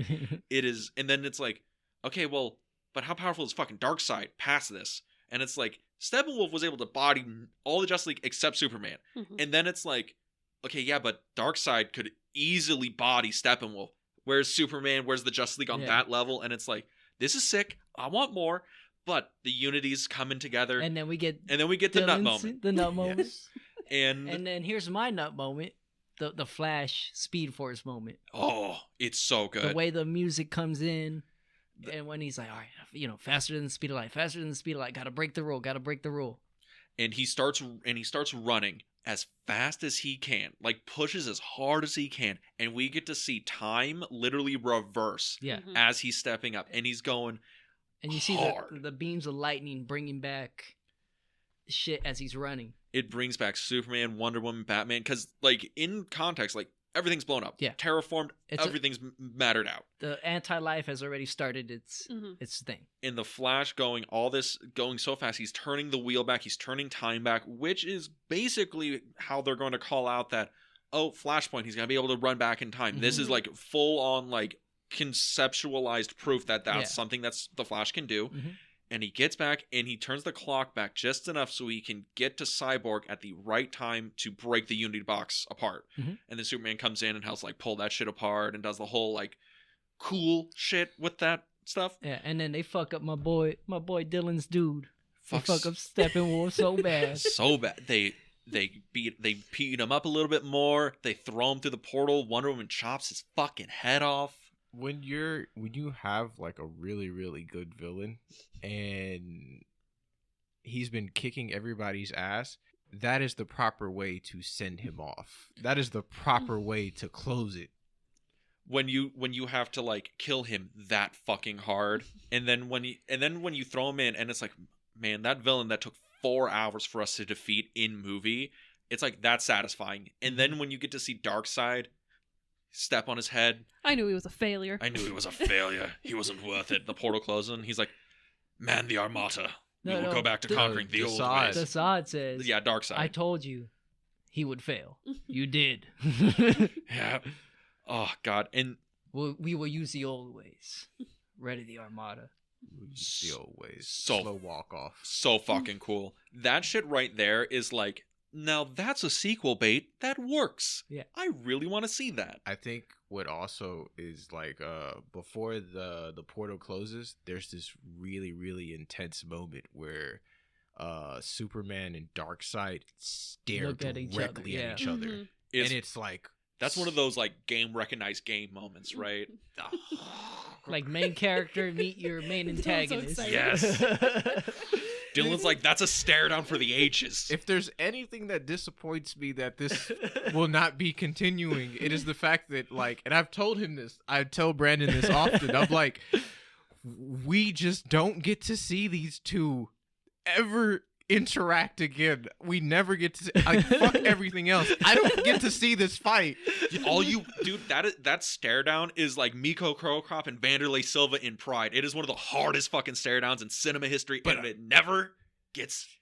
They never touch gloves. It never happens. They never ring the bell. It just never happens. They just go home.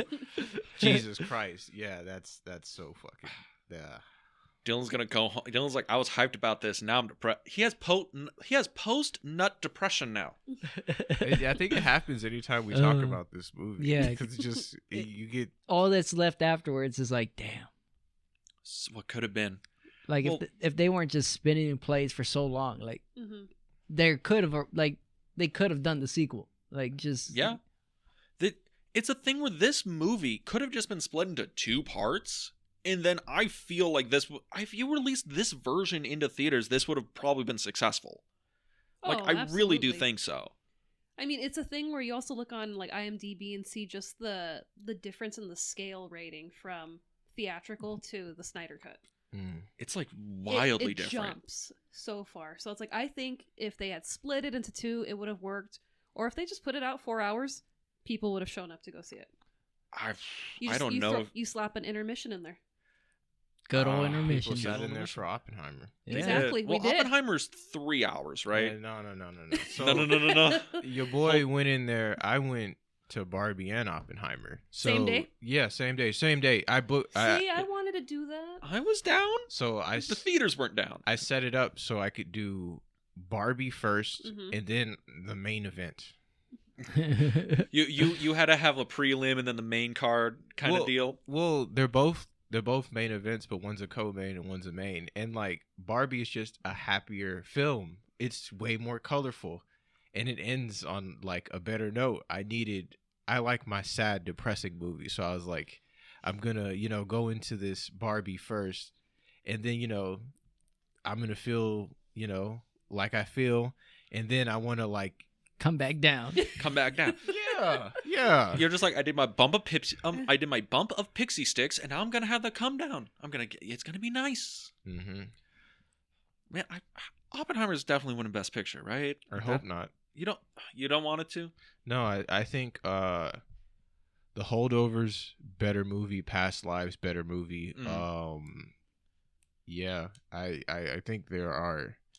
I think the scale is really dope. I think there are dope things about it. I think Cillian Murphy does a wonderful job. I do not think it was the best film of the year. Like, I feel like Past Lives gives way more like I think it brings more emotions out than you get when you go to Oppenheimer. Because I feel like Oppenheimer, because it had so much to fucking scale over, you kind of miss times where you can invest a little bit more heavily because you're getting so caught up in like the scale of everything. I can see that. It's one of those things where I want Holdovers to win because that's my like, man, I really hope Banshee of Inisherin wins. Man, I really hope this like the movies where I'm like, these speak to me. I like them more. But like Holdovers, I feel is like probably like 10 minutes too long. Honestly, I think Oppenheimer's tighter for being 3 hours, which is weird. But we haven't even gotten to the end parts of Justice League. We just got to the cool climax part. Yeah. Because we get the hero shot of all the Justice Mhm. League atop the Chernobyl. Yeah. And it's like, oh yeah, I can fuck with this. This is good shit. And then I believe after that is the epilogue So- part. Epilogue, if I remember correctly, Zach said pretty much like this is just for everyone that's been for the fans essentially. Basically, the like epilogue- everyone who asked what was gonna come afterwards. Yeah, essentially like, hey, here's what would have happened. You can tell some of this stuff was shot because I believe he shot some of those epilogues in like a green screen in his driveway. Mhm. Yeah. So like this is all stuff that would have never been in the original if it was his movie from the start. Yeah. This would have never been in there. I think the only one is the Lex Luthor thing was the only one that was like shot Mhm.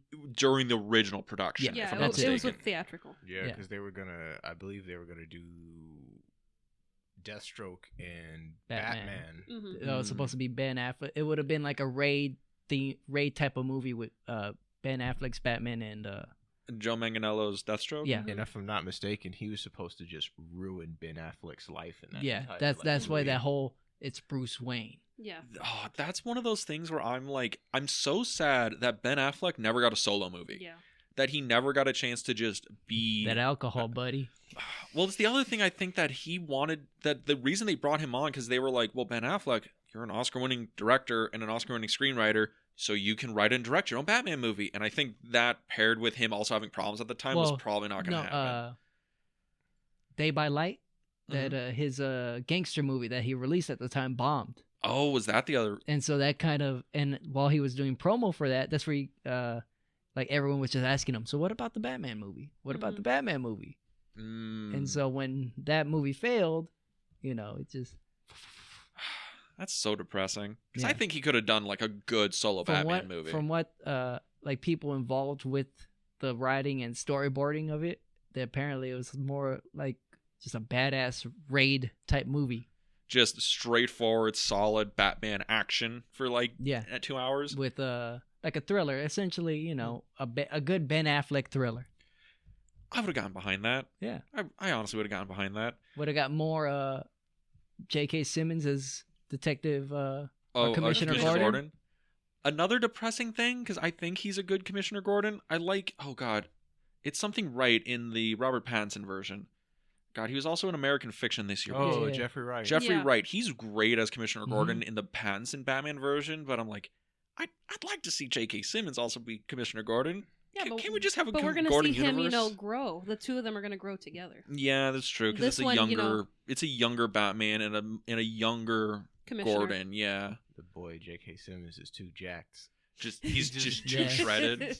Yeah, he just be. He's got that Oz body still. He looks so swole. I'm like, what's off about him? And then Brandon showed me a photo of like. During the filming, he was fucking just. He was like, "You mean I could play Commissioner Gordon? Well, I gotta get ready for the fucking swimsuit edition. All right." They're like, "No, you're gonna wear a suit." He's like, "Doesn't matter. I'm fucking method." When you're veiny, it pops out through anything. Jesus Christ. But yeah, so I think it's because there's 3 like epilogue after Yeah, credits stinger things. Yeah, so you see Lex Barry, Luthor. Lex Luthor, introduce essentially the Batman movie. Mhm. Yeah. You know, then you get Barry and Cyborg's thing. Right? Okay, yeah. I think so. Barry showing his dad. I got Oh, into Mhm. I'm a into the crime lab. I'm gonna forensic be able to. lab. Mhm. It's a foot in the door. Yeah. Cyborg finally listens to the tape, and that's the Mhm. Lord of the Rings. 10-minute long. Everyone gets their emotional wrap up Yeah. moment. You see Ben finally go back to the Wayne estate, Mhm. and that's what's the gonna. nightmare. Oh yeah.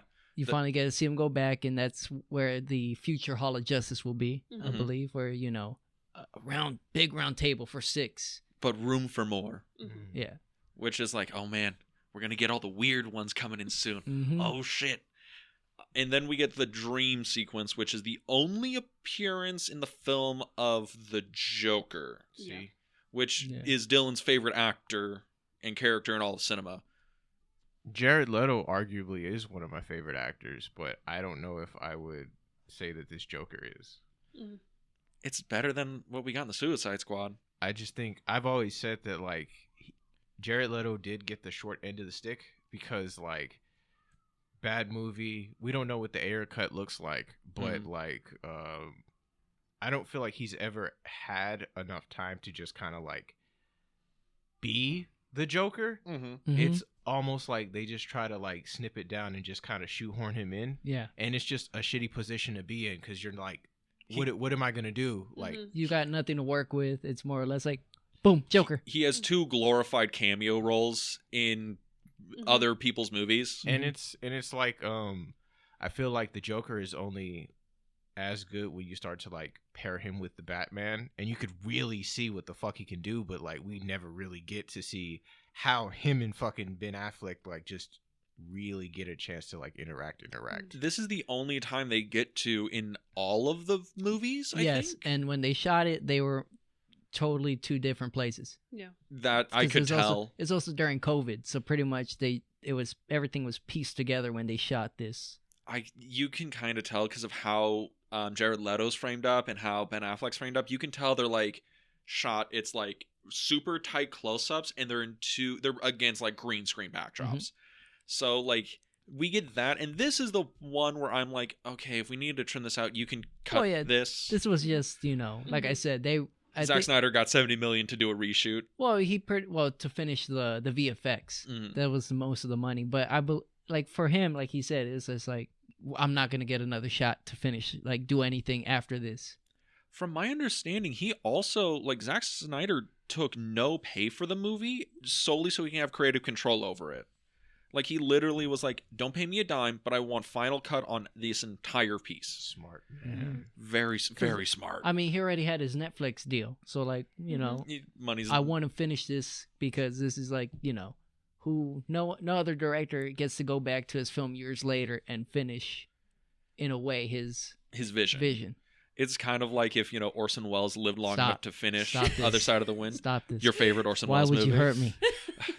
Does it still anger you? It angers me that he never had money, never got funding, and then we got Kevin Smith dropping fucking doo-doo constantly lately. Don't do that. No, I'm sorry. Don't do that. Has a heart Don't do attack that. and just drops constant Dylan's doo like, doo. Don't do that. Don't do that to my boy Kevin Smith. No, Kevin Smith does not. He lost his riding. he I'm does gonna not- stop. I was about to He say does something not wild. deserve the strays that you are giving him. The man is just happy making films, and he deserves that. He's not trying. He's like at a point where he's not trying to like. Make anything good. No, he's not trying to Make anything Impress decent. anybody. Yeah, he's not trying to impress anybody. He's making the films that he's like satisfied with. Mhm. If anything, he's like went backwards and just kind of like That's the problem. he's Dylan. went in that. That's The only thing pro- that I will not defend from him is Yoga Hosers, but everything else is beautiful. I even like the Clerks 3. I'll admit it.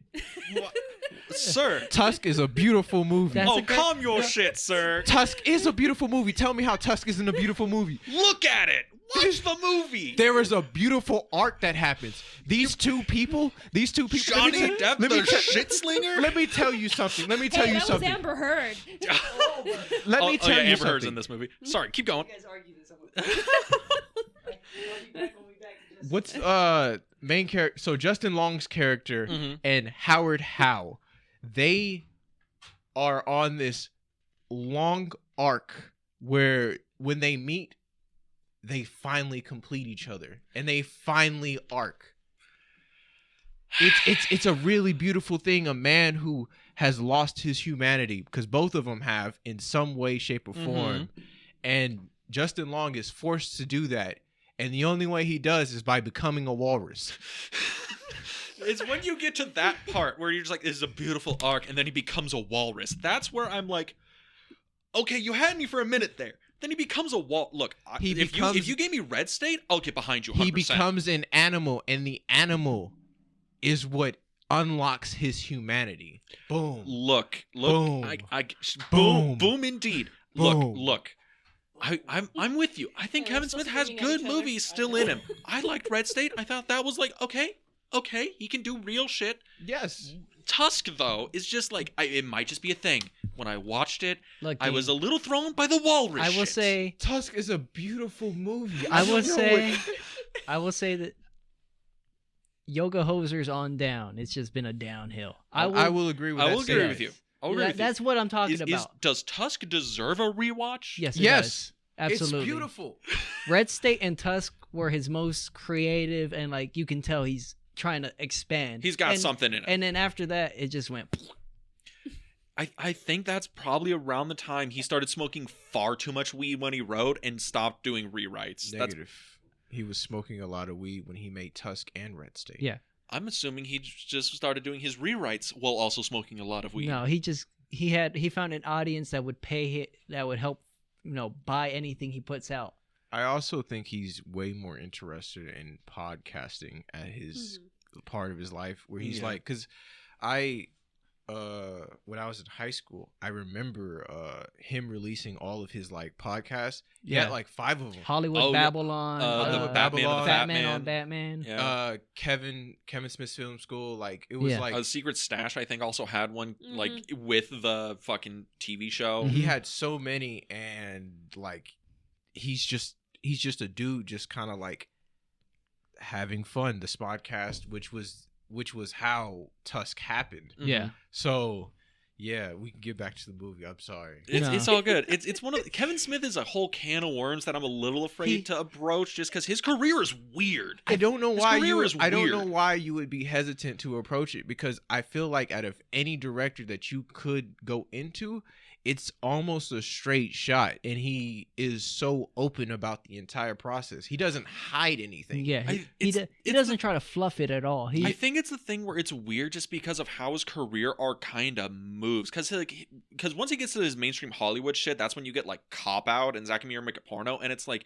those ones are like okay, but all of those are like him kind of falling back after Jersey Girl, and his I career. like Jersey Girl. Jersey Girl's I good. do like Jersey Girl. All right, I'm not gonna argue that Jersey Girl is a good movie, and I think people gave him way too much shit at the time. But it's a very weird character arc that his career has. But Justice League, because we haven't even gotten to the end of the movie. Let me add this in. I'm about to get added right now. It's about to happen. So when you look at like those three films that you named, Jersey Girl, Cop Out, and what was the last one? Zack and Mary Make a Porno. Yeah, I think those are the ones where it's like Hollywood finally accepts him. They're giving him real budget, real stars. Well, that's when he was at a point. Well, I feel like Hollywood has always wanted to give him more money. He just has consistently turned it down so he could give more control. Well, he wanted to make the movies that he wanted to make. Chasing Amy's a prime example because they wanted to give him like $2 million, and he said, "Fuck it, I'll make it." But he had to make it with like David Schwimmer and people he didn't want to work with. Yeah, he's like, "Fuck it, give me way less, and I'll make it with the people that I want to make it with." And so he's always had the opportunity.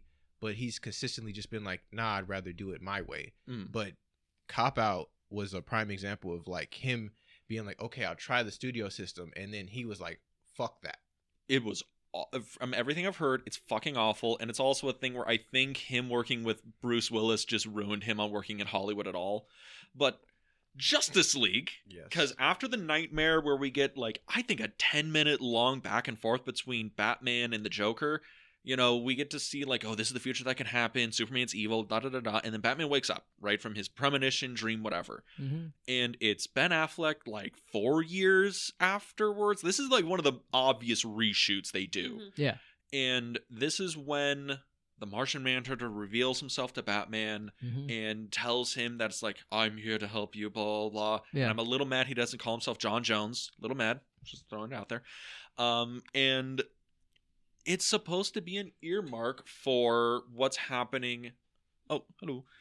It's supposed to be an earmark for like. Don't mind us. We're just getting heated about Kevin Smith. It happens. We're just about there. So he gets the earmark that Martian Manhunter's going to join the Justice League. There's a big thing going to happen along the horizon or whatever, and there's more stuff in the universe, right? Yeah.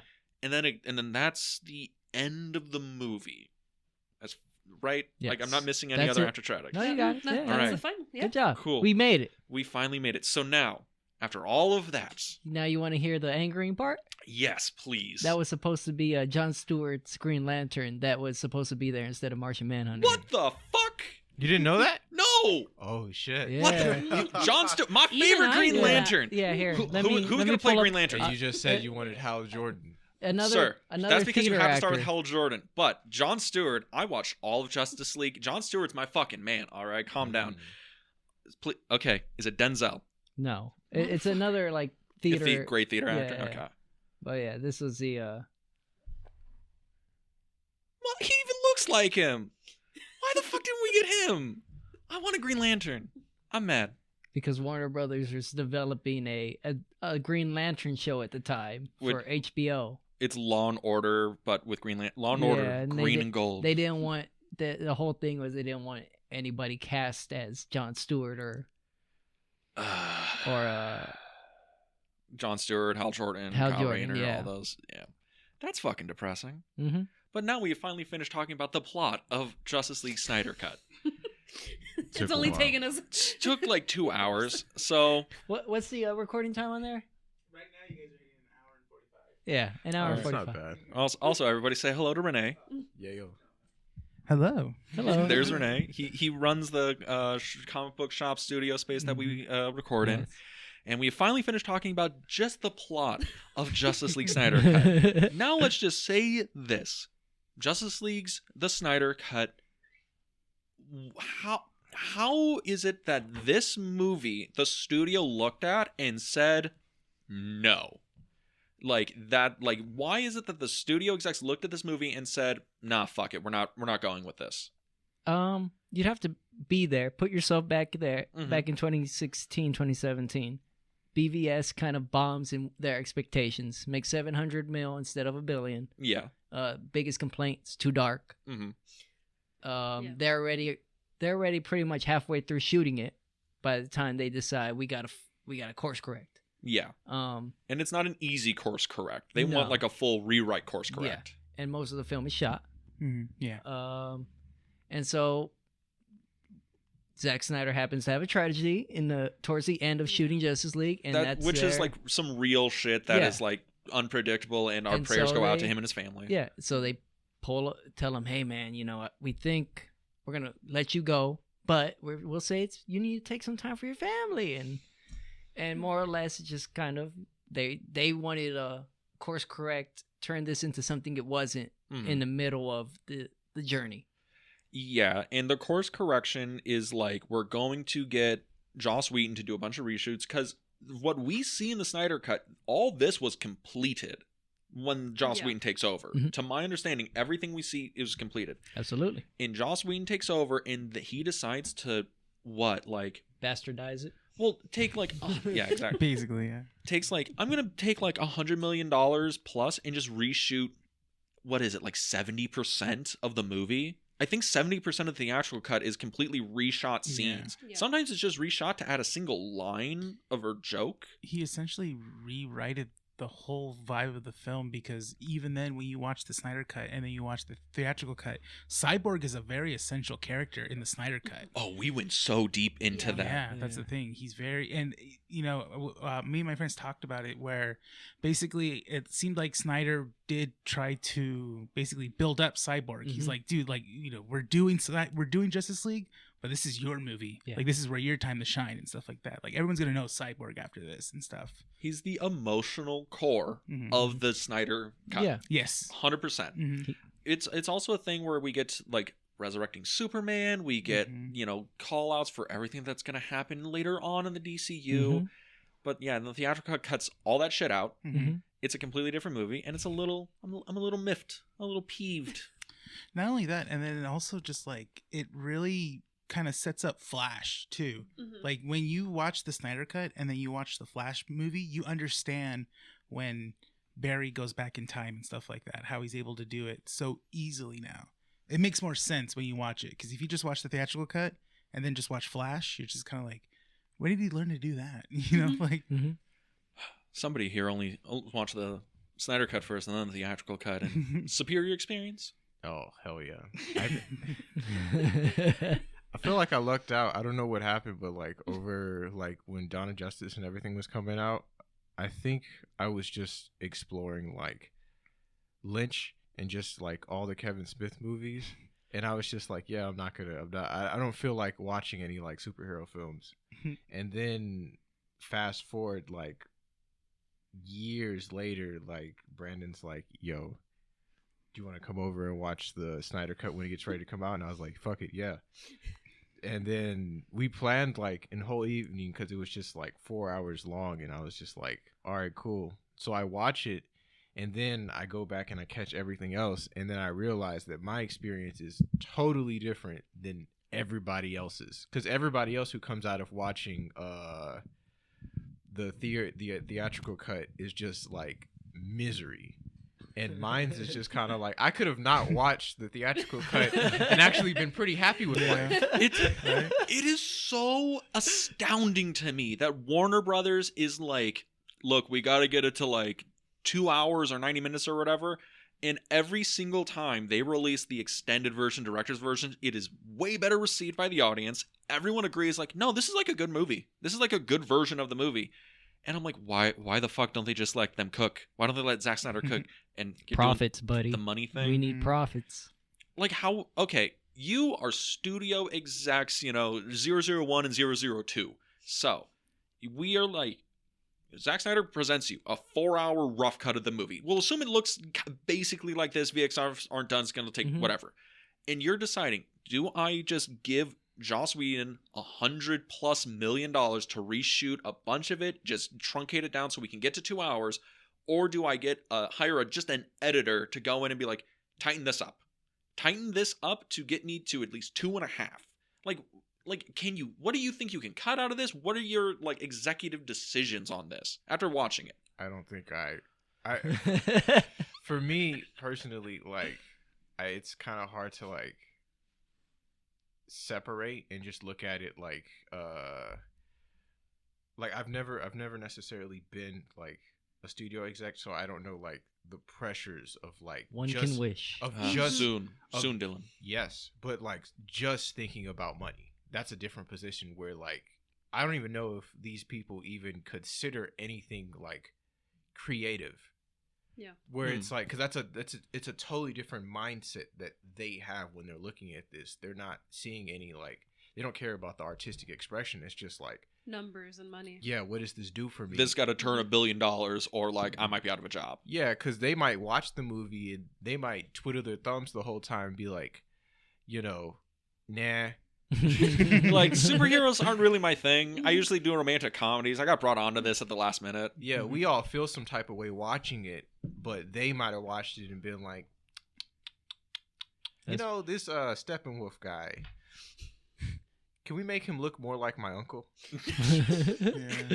Like, I'm not really digging this cyborg character. He's you think we can just Just get him out of the movie. Yeah, just Barry's like a little. Can we make Barry like really funny? Can we get Jim Carrey to do some rewrites on him real quick? Just punch him up a bit. Yeah. Ezra Miller would be so lucky. Oh, you wish Ezra Miller had Jim Carrey as his like mentor. No, that might be a little too crazy for the man. I think Jim Carrey would strangle him. I think their personalities might clash because Jim Carrey actually is. I feel like he actually is just like a really like cool person and has done soul searching, and Ezra Miller is Ezra Miller. So I feel like he would have strangled him at some Throwing chairs point. at people. Yeah. Yeah. So you're saying Jim Carrey now would have been essentially the equivalent to what's his name from Tommy Lee Jones. Tommy Lee Jones. Yes. The roles would have been reversed, and he would have felt like, damn, I was a dick to Tommy, wasn't I? Man, I feel a little rude when I need to call Tommy up and apologize. But yeah, so Justice League the Snyder Cut. Do you guys have any like big things you want to jump in on this movie with? Because it's a big fucking movie. I think for me, I'll go then on. Yeah, go for it. Yeah. Brandon can kill it. You go for it. Dylan's like, Steppenwolf's a beautiful man. I wish he would hold me. I wish he loved me as much as he loved Darkseid. Greatest villain in cinema history. I think what's impressive is that it's 4 hours and I think 30 minutes long, and I watched it and it feels like 2. Like, and that's a big thing. It's just kind of like I always talk about, like, when you're watching a movie and it feels long and then you look at it and it's only 1:30, that's probably a bad sign. But when you're watching something that's like fucking 3 hours long, 4 hours long, and you're not really fatiguing and you're still like engaged, like fucking with it. Yes, yeah. And you want more. That's a really, really good sign that what you just watched was good, regardless of like the in between. Like if you got through it the whole time and you're like, I need more. Me and Becky went to go see Halloween Ends in the theater. We went in, watched the whole movie. A couple left, I think 30 minutes in, and never showed back up. Then we got out, and I was like, man, like that was like 3 hours long. That's a long movie. And Becky literally looked at me and was like, we were in there for like 90 minutes, Dean. I'm like, what do you mean? I'm like, the sun hasn't gone down yet. I'm like, that was a 3-hour movie, right? No. So I understand exactly what you say. A bad movie feels way too long. This feels like it's also like I think it's 4 hours 6 minutes. I think is the run time ish. Mine said 4 hours 3 minutes. 4 hours 3 minutes. Oh, I don't know. You watched the extended edition I felt with like the extra shit. Dylan's having a moment. He's looking for the box. I felt like when I turned on when I had it on Max earlier on my phone that it was like 4:30, but I don't know. Wait, were you watching it on your phone? Yeah. Yeah, remember when we recorded last time? He said he watches on his laptop or his phone. I'm watching anything anywhere. I went years without having a TV, bro. I'm watching anything anywhere. He looks at David Lynch being like, of course I'll watch my movie on my phone. Stop me, I dare you. But yeah, this movie feels way better paced than like a lot of other movies I've seen that are like this length. But yeah. But Mr. Brandon, you're over there stewing. You're thinking. Got the cognac glass, rolling it over. I think, look at how long it took for them to do Flash, right? Yeah. From when this movie initially first released, not the Snyder Cut, but Justice League period. And now you could have easily just, with how much money you spent on Shazam, Black Adam, the Flash movie, all the reshoots, the Aquaman, you could have easily just let Zack finish out the I believe he had 2 extra movies. Like it was a 5-movie arc. You could have just let him finish it, and you could have easily recouped your money. Like even on like box sales, Like I think they got too focused on the moment of we need a big Avengers hit rather than let's just do our own lane. We're here. We know what we have. Well, Let's just roll with it. We have these all under contract anyway.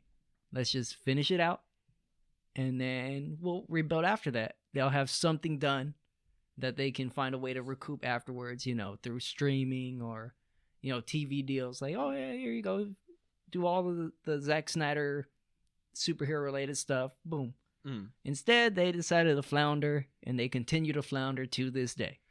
They're flopping like a fish on deck for the last almost 10 years. It's fascinating because this movie, when it dropped on HBO Max, it was like the most streamed thing ever on HBO Max when it dropped.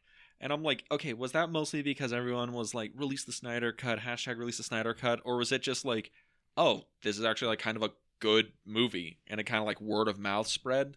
Well, no, it's because it's, people were upset with the 2017 cut, and they were like, release the Snyder Cut. The hashtag, it went on for years until 2020 when Zack Snyder's like, yo, we in this bitch, we're doing it. And Henry Cavill showed up, he's like, it's true, we are doing it. So you've had this kind of fan-driven protest in a way where it's like, no, we want what was promised. Give it to us. Now. Give it to me now.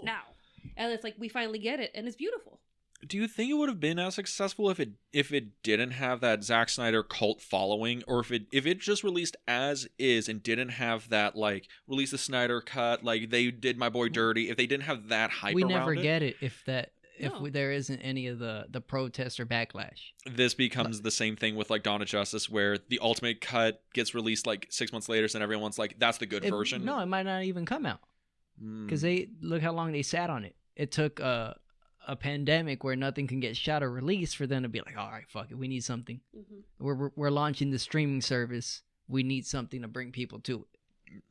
I see. So the circumstances lined up perfectly for it. Otherwise, none of the backlash, the situation where the world was in, none of that happens. We don't get it. I actually have a question. We never got an haircut of Suicide Squad, so it's just Wait, like, was that something that was promised? It's No. something that's happening now. Is it happening now? Well, people are asking for it. Yeah, but like, because like that, we're talking about the original Suicide Squad with like Will Smith and all that in it. Okay, that one's not a very good movie. I do not know what the good version of that What's is. on top of Suicide Squad? Oh god, Lord. Let's- But Rene, I do have a question Yeah. for you over there, Yeah. because you've kept up with the grand DC universe, I'm assuming. Yeah. So He's seen the rise and the fall, the sad very fall. hard fall. So I have a question for you. Mhm. Would you have preferred it if Snyder kept on keeping on, or do you think now that Snyder's gone, we've gotten good DC movies since then? Like the Shazams, the other Wonder Woman movies, the Flash movies. Do you think that, Don't forget Black Adam. or Black Adam, the Rock, Yeah. Brandon's favorite actor. I'm curious, like, do you think Warner Brothers should have just held strong and stayed the course, and we should have just seen what Zack Snyder can do, or do you think that played itself out and what we're getting now might be better? So part of my answer would have to be like, I think Snyder should have kept going and stuff, or they should have kept Snyder and move forward with it, because it showed a lot of promising, at least with the Snyder Cut. You like we said before, there was Green Lantern, there was Martian Manhunter and stuff. Martian Manhunter really threw me for a loop, and I was really hyped for Martian Manhunter because that was a character that we've seen since Man of Steel. That was hinted at Man of Steel, and then we finally get this like great payoff in Justice League of like why he's always around and stuff like that. Because in the comic books, the Martian Manhunter is a detective. He's not a like a U.S. Marshal or a general of some sorts and stuff. So it was really interesting to see that. I would have loved to see more of like the nightmare world that he was hinting, because apparently in the sequel of Justice League that he was planning, he was going to do like the nightmare world was going to be the second movie and stuff like that, and then we would have had a crossover between those two timelines, between Snyder's timeline he was telling and the nightmare timeline, because we find out that that's actually an alternate universe and stuff like that from the Snyder Cut and stuff. So it's pretty cool. I would have also, but moving forward now, we're getting James Gunn, so I am kind of relieved, that they are still planning a DC universe, but it's a it's a new universe. They pulled the bandage off Yeah. and said, "All right, well, enough of this Yeah. trying to duct tape everything together." That's an interesting thing because James Gunn taking over. Are we excited about that or are we scared about that? Go for it, Dyllan. I see him cooking. Dylan's got I the saw him flipping popcorn the out. patty. He's I saw getting him. ready. I think it just needs to happen. I'm exhausted. just Yes. just thinking about it because it's just a matter of like because They're shooting it actually right now. They finished the first day of shooting this week. for Superman Legacy. Mhm. Oh. Did they recast Superman? Yeah, already? everyone's recasted. Okay. I feel like there's so much like if you like just listen, everything will just kind of like keep popping up. Oh, they're gonna do this, they're gonna do that, they're gonna do this, and it's just like, bro, just stick with something. Do something, Just stick please. with something. Yeah. That's I think that's the only thing it just needs. Like James Gunn needs to do. It's just that. Pick a course, just go. Yeah, just pick the direction and like let the vision flow because like what we have like post like all like the DCU like it's just so like scrambled and disconnected. It's just kind of hard to like look at and just be like it's good. It's like because it's not. It's like It's 50-50 at best.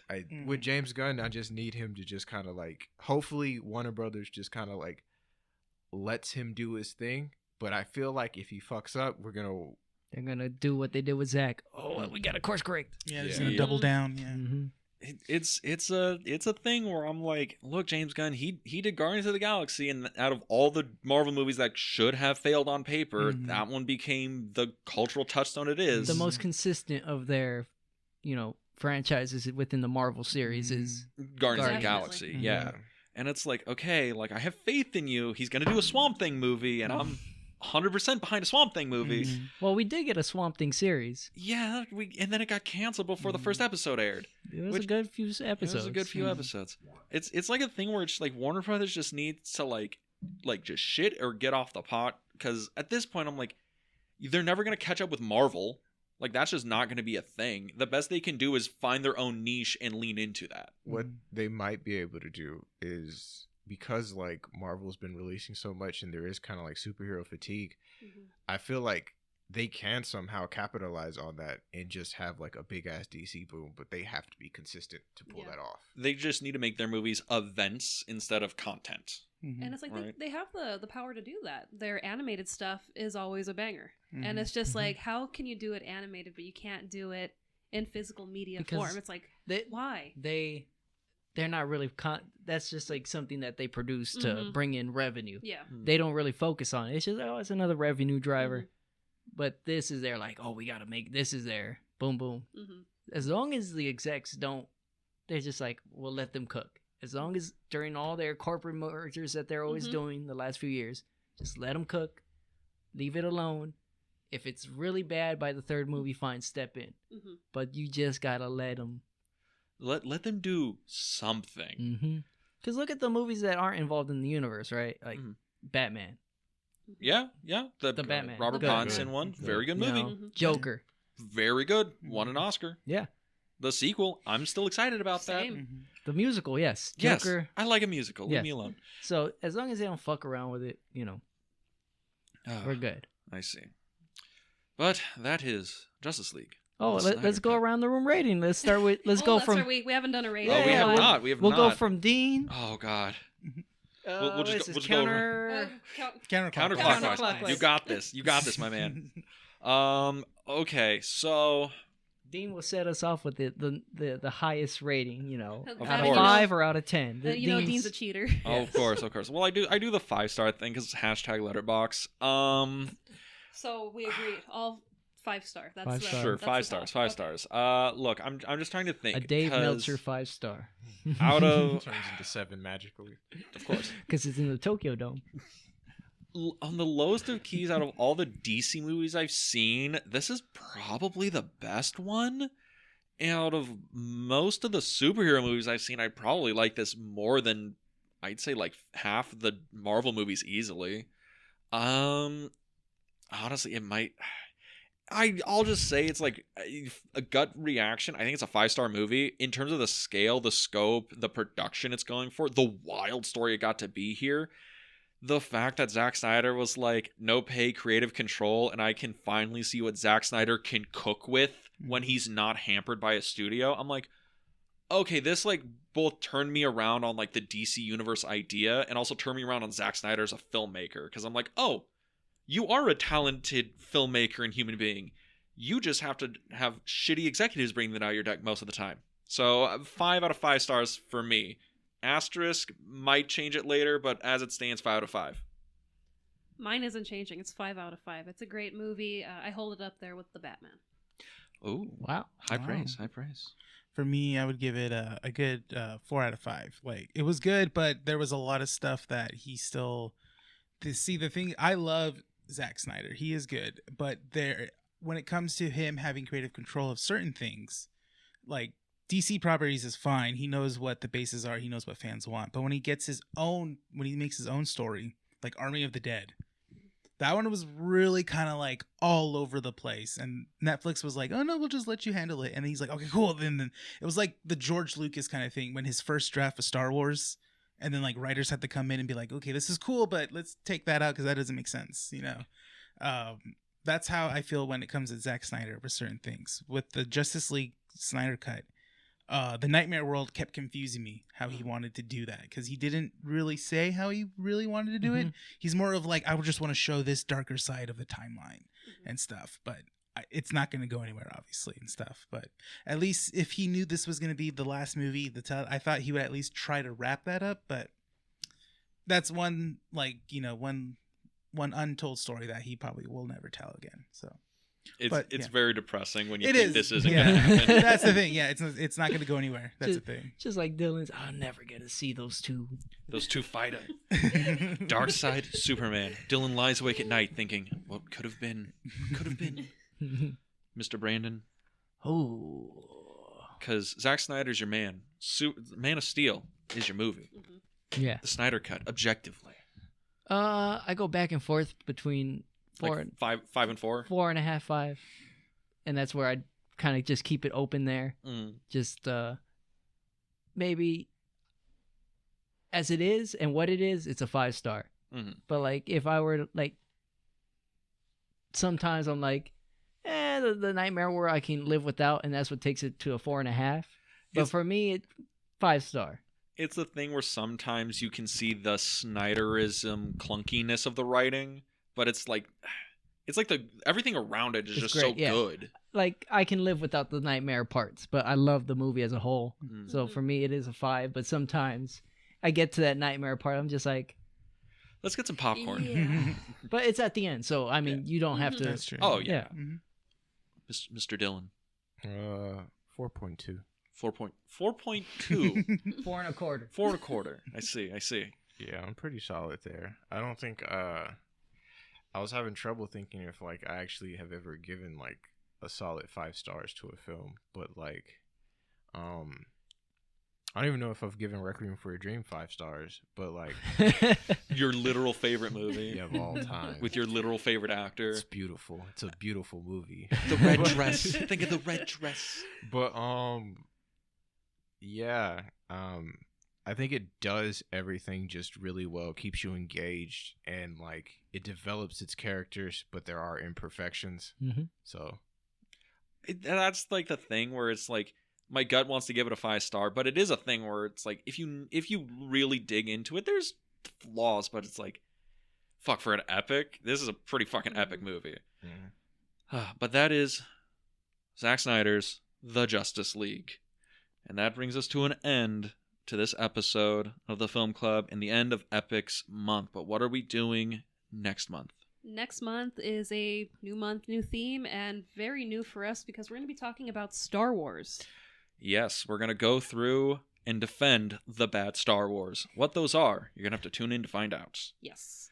But if you wanted to listen to those episodes, where can they go? If you want to listen to us on a different platform than you currently are, you can find us on Apple Podcasts, Spotify, Google Podcasts, and YouTube. You can go to our YouTube channel, The Film Vault. That is The Film Vault on YouTube. You can like, comment, and subscribe to the video versions of this. Well, I'll put the air quotes up there right now.